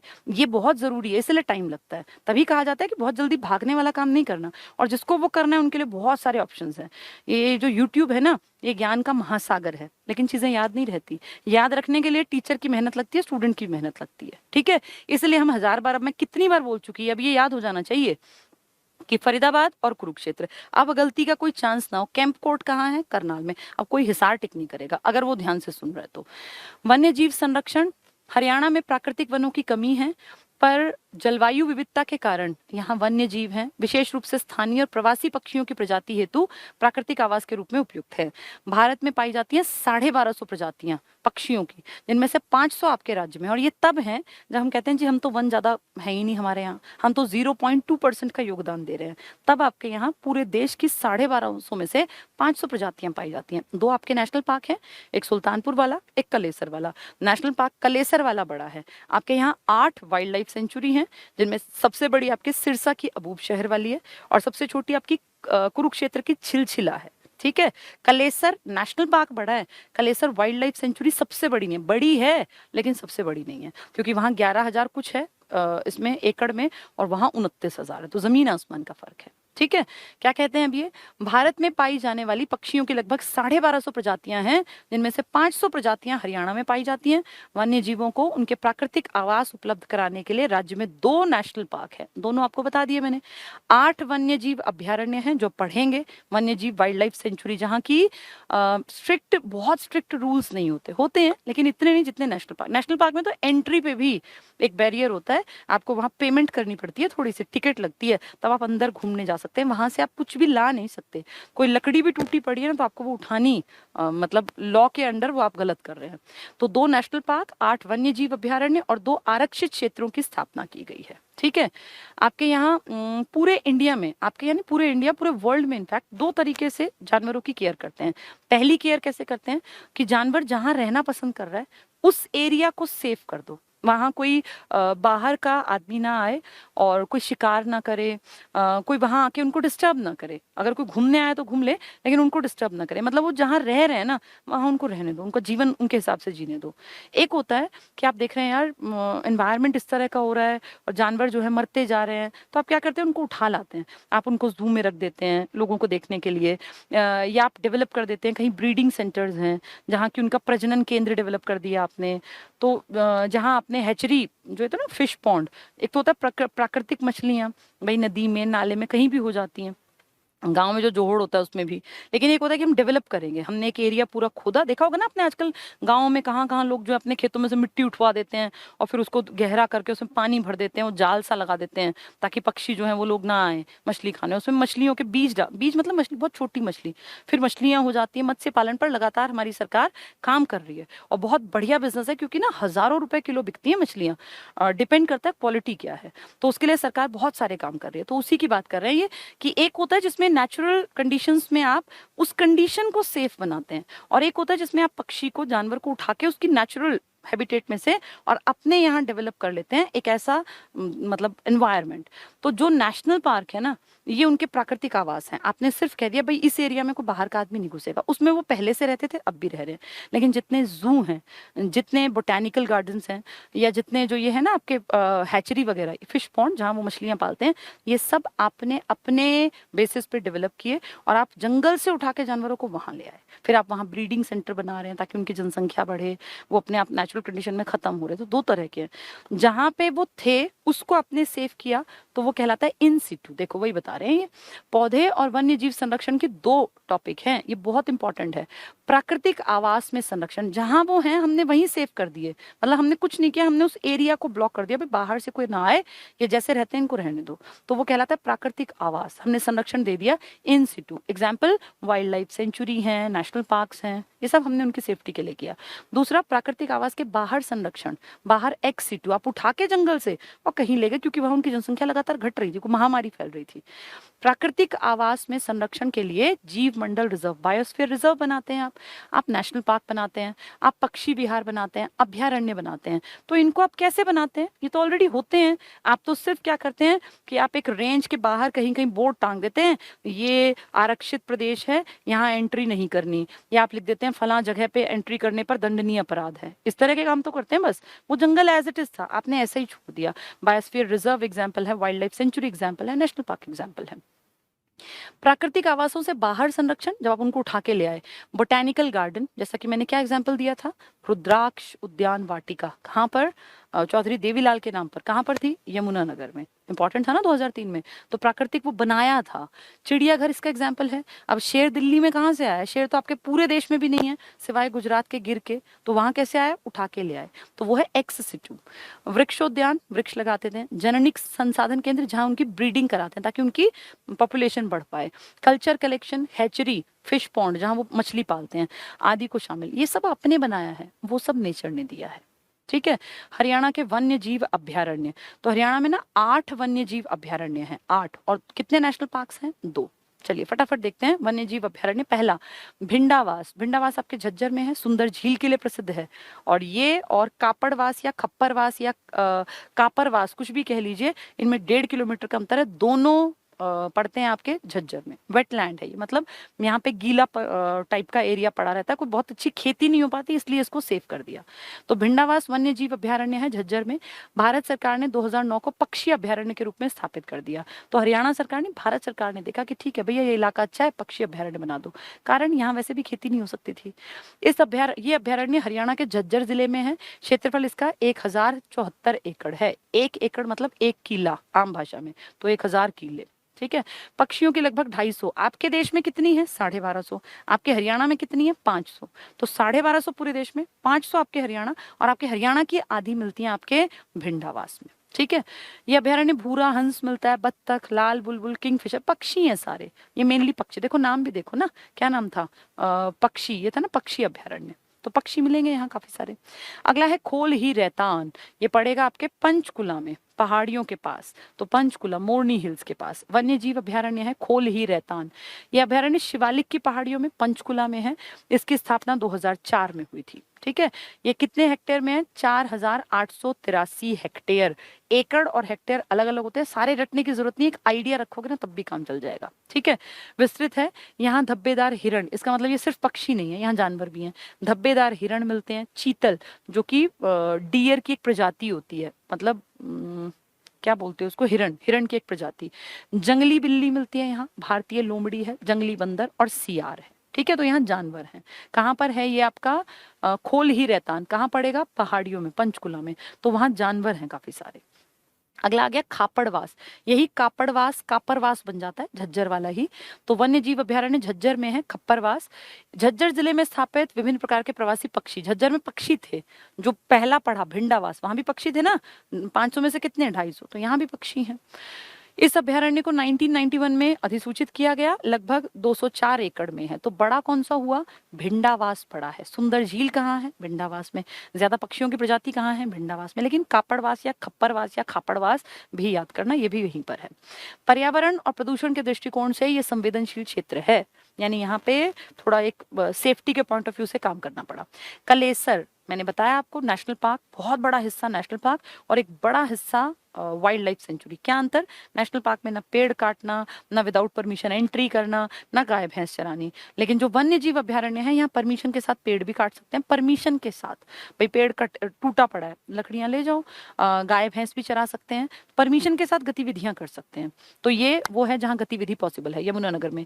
ये हरियाणा का सबसे बड़ा अभ्यारण्य है, नहीं है, इसका जो पार्ट नेशनल पार्क है ना, वो सबसे बड़ा है। अब ये टाइपिस्ट ने दोनों में लिख दिया, ये एक्चुअली अगर पूछें, नेशनल पार्क तो 2 हैं, उनमें बड़ा है कलेसर, लेकिन वाइल्ड लाइफ सेंचुरी जो है आपके यहाँ, वो आपके यहाँ 8 है, और उसमें अबूब शहर सबसे बड़ी है। कहाँ? सिरसा में। बहुत अंतर है, ये 11,000 कुछ में है, वो 29,000 में, तो बहुत जमीन आसमान का अंतर।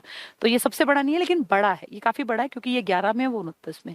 इसकी स्थापना 2003 में यमुनानगर जिले में की गई थी। साल जैसे ही कलेसर मिले, साल टिक कर देना। कलेसर को कलेसर क्यों कहते हैं? क्योंकि यहाँ पे कालेश्वर महादेव मठ है, तो कालेश्वर से बिगड़ के ये कलेसर बना है। ठीक है। यहाँ साल वृक्षों की बहुलता है, सिंदूर का पेड़ भी यहीं पर है। क्षेत्रफल 11,570 एकड़ में, वो 29,000 में। कौन सा? अबूब शहर सिरसा वाला, और ये 11,000। तो बहुत अंतर है, लेकिन ये बड़ों में ये भी है। यहाँ चीतल, अब इतना जंगल है तो पक्षियों के लिए नहीं है, यहाँ सब कुछ है। पक्षियों के कौन से थे? खापरवास या खप्परवास या कापड़वास और भिंडावास। भिंडावास में से 250 पक्षी थे ना, संवेदनशील कौन सा था? ये कापड़वास। तो चीतल मतलब वही टाइप ऑफ डियर मान लीजिए, भौंकने वाला हिरण, सांभर, ये भी हिरण की प्रजाति, नीलगाय, ये जानवर मिलते हैं क्योंकि जंगल है। इस अभ्यारण्य को भी संवेदनशील क्षेत्र घोषित किया गया। नाहर आपके रेवाड़ी में है, नाहर, और इसमें काला हिरण मिलेगा, जो कि आपका स्टेट मैमल भी है। ये वन्य जीव अभ्यारण्य रेवाड़ी जिले में है। इसकी स्थापना 1987 को हुई, और इसी साल 1987 में ही आपकी मुरथल में एक कॉलेज की स्थापना हुई थी। हरियाणा का इंजीनियरिंग कॉलेज बना था छोटू राम के नाम पर, आज जिसका नाम है D crust university. D crust मतलब Deen Bandhu Chhotu Ram university of science and technology. तो डी क्रस्ट यूनिवर्सिटी 1987 में एक कॉलेज था, अब वो यूनिवर्सिटी है। उसी साल आपके यहाँ रेवाड़ी में नाहर बना। क्षेत्रफल 211 हेक्टेयर है। यहाँ सियार, अब बड़ा एरिया है, तो बड़ा इन द सेंस वैसे जंगल वाला, तो सियार जानवर, लोमड़ी, काला हिरण, ये आपका राजकीय पशु है। काला हिरण, बहुत ज्यादा नहीं मिलता लेकिन फिर भी जहां मिलता है तो इसको आपने राजकीय यानी स्टेट एनिमल बना लिया। तो काला हिरण आदि पाए जाते हैं, ठीक है। इसको ब्लैक बक भी बोलते हैं, इसको ब्लैक फ्रैंकोलिन भी बोलते हैं। 2009 में इसको पर्यावरण की दृष्टि से संवेदनशील बता दिया, भाई इसकी थोड़ी केयर ज्यादा करो। छिलछिला आपके कुरुक्षेत्र में है, सबसे छोटा है, 71 एकड़ में फैला, तो सबसे छोटा, और सबसे बड़ा 29,000 वाला अबूब शहर सिरसा। तो छिलछिला वन्य जीव ये कुरुक्षेत्र में है, ये 29 हेक्टेयर में विस्तृत है। ये एकड़ पूछे तो 71 और वैसे पूछे हेक्टेयर तो 29, ठीक है। शीतकालीन पक्षियों को आकर्षित करता है, यानी ये पक्षियों के लिए मेन है कुरुक्षेत्र वाला। तो यहाँ देखो पक्षी मिलेंगे, बत्तख, बगुले, इंडियन ग्रे हॉर्नबिल पक्षी का नाम है, ये पाए जाते हैं। सबसे छोटा अभ्यारण्य है क्योंकि 71 एकड़ में और 29 हेक्टेयर, एक ही बात है, दोनों में से कुछ भी आ जाए उतने में ये फैला। तो सबसे छोटा। सबसे बड़ा नेशनल पार्क, 2 ही नेशनल पार्क है, कलेसर, लेकिन सबसे बड़ा वन्य जीव अभ्यारण्य अबूब शहर सिरसा वाला। और सबसे छोटा आपका अभ्यारण्य तो आप कहेंगे ये कौन से वाला, छिलछिला कुरुक्षेत्र वाला। नेक्स्ट है बीर शिकारगढ़, ये भी आपके मोरनी हिल्स के आसपास पड़ेगा। 1975 में स्थापित, हरियाणा के पंचकुला जिले में है, 767 हेक्टेयर में विस्तृत। यहाँ सांभर, अब यहाँ जानवर है, सांभर, चीतल, नीलगाय ये पाए जाते हैं। अबूब शहर लास्ट सबसे बड़ा, सिरसा का अबूब शहर, हरियाणा के सिरसा जिले में अवस्थित इस अभ्यारण्य का क्षेत्रफल 11,530 हेक्टेयर है। और अगर ये पूछे कितने एकड़ तो आप कहोगे 29,000 एकड़ में। वो कितने में था, 11,500 कुछ एकड़ में। तो बहुत अंतर हो गया ना, ये 11,000 हेक्टेयर में बता रहे हैं, वो 11,000 एकड़ में था, तो बहुत ज्यादा अंतर। वो 5,000 कुछ एकड़ में उसमें है, हेक्टेयर में। ये देखने में एक जैसे लगते हैं लेकिन दोनों अलग हैं, इसको कान खोल के ध्यान से समझना। अगर पूछें सबसे बड़ा नेशनल पार्क तो आप कहोगे कलेसर, वो कहेंगे सबसे बड़ा आपका वन्य जीव अभ्यारण्य तो आप कहोगे अबूब शहर। कितना बड़ा है, 29,000 एकड़ में। और आपका कलेसर वाइल्ड लाइफ सेंचुरी कितने में है, 11,000 कुछ एकड़ में, ठीक है। हेक्टेयर कितने बने, 5,000 कुछ, इसके हेक्टेयर 11,000, तो बहुत अंतर है दोनों में।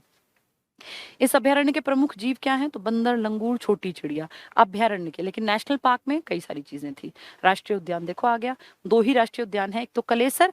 तो कलेसर पूरी एक बेल्ट है साल के पेड़ों की, उसका एक हिस्सा है नेशनल पार्क जहाँ घुसना नहीं है बिना परमिशन, एक हिस्सा है वाइल्ड लाइफ सेंचुरी जहाँ लोग घुसते हैं, पेड़ भी काट लाते हैं, जंगल में जानवर भी चढ़ते हैं उनके। कलेसर राष्ट्रीय उद्यान यमुनानगर में अवस्थित है। 2003 में इसको नेशनल पार्क बनाया गया। फिर इसका नाम कलेसर क्यों है, कालेश्वर महादेव मठ के कारण। क्षेत्रफल इसका देखो लगभग 5,000 हेक्टेयर के आसपास है। प्रमुख आकर्षण है साल के पेड़, जो मैंने आपको बता दिया, सिंदूर और साल, ठीक है। तेंदुए मिलते हैं, अब देखो जंगल भारी होगा तभी तेंदुआ रहेगा ना भाई, शेर की प्रजाति का ही तो है लेपर्ड। तो पक्षी मिलते हैं यहाँ, और लाल जंगली मुर्गा या लाल जंगली मुर्गी लिख दिया, ये मुर्गा फेमस है, लाल जंगली मुर्गा, ये बहुत इंपॉर्टेंट है। रेड जंगल फाउल, इसकी ब्रीडिंग पर भी आप काम करते हैं, लेकिन वो पंचकुला में करते हैं। ये लाल जंगली मुर्गों के लिए प्रसिद्ध है। ये पूछेंगे क्यों फेमस है आपका ये कलेसर, तो लाल जंगली मुर्गा। वैसे यहाँ लेपर्ड भी है लेकिन कम, ये मेन है। ये दिसंबर 2003 में नेशनल पार्क बना। पहले वो पूरी बेल्ट कहलाती थी वाइल्ड लाइफ सेंचुरी, फिर उसका एक हिस्सा जहाँ बाघ थोड़े, ये मतलब लेपर्ड देखे गए, थोड़े से हाथी देखे गए, तो कहा भाई इसको नेशनल पार्क बना दो। इस रेंज में थोड़े बहुत जानवर वैसे हैं कि लोग उनकी हंटिंग ना कर दें, चोट ना पहुंचा दे, तो जहां थोड़े बहुत घूमते दिखाई दिए इक्के दुक्के, उसको नेशनल पार्क बना दिया, बाकी सारा वाइल्ड लाइफ में है, ठीक है। तो 2003 में राष्ट्रीय पार्क। नेक्स्ट है सुल्तानपुर राष्ट्रीय उद्यान। स्थापना 1971 में सुल्तानपुर, जो गुड़गांव के एरिया में है, यहाँ की गई। ये पक्षी अभ्यारण्य था पहले, 1989 में इसे नेशनल पार्क बना दिया। लेकिन अगर आप इसको देखोगे हरियाणा वालों ने, तो 1991 को एचएससीसी ने सही माना। पहली प्रायोरिटी वैसे सही के साथ जानी चाहिए, ये सही है, वो उन्होंने सही माना है। क्षेत्रफल इसका 142 है, तो 142 तो बहुत छोटा है ना। अभी हम पढ़ रहे थे, देखो ऊपर वाले का तो कितना था, ये देखो काफी बड़ा, 5,000 के आसपास, और ये कितना है 142, क्योंकि गुड़गांव में इतनी जमीन थोड़ी है, छोटा सा एरिया है, हेक्टेयर है। 1989 में नेशनल पार्क बनने से पहले पक्षी विहार था। 1971, तो मैंने बताया ना 71 में कौन था, 71 में थे आपके यहाँ इंदिरा गांधी। और जब ये बना 1991 अकॉर्डिंग टू एचएसएससी, तो राजीव गांधी की डेथ हुई थी।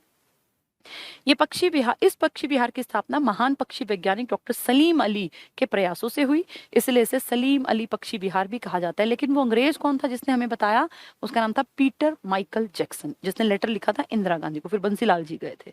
1972 में ये उद्यान जलीय पक्षियों के लिए आरक्षित कर दिया, पहले भाई पक्षियों के लिए। यहाँ एक झील भी है ना। शीत ऋतु में प्रवासी, इस मौसम में प्रवासी पक्षी आते हैं साइबेरिया से उड़ के, रशिया के ऊपर के हिस्से से। साइबेरियन सारस प्रमुख है।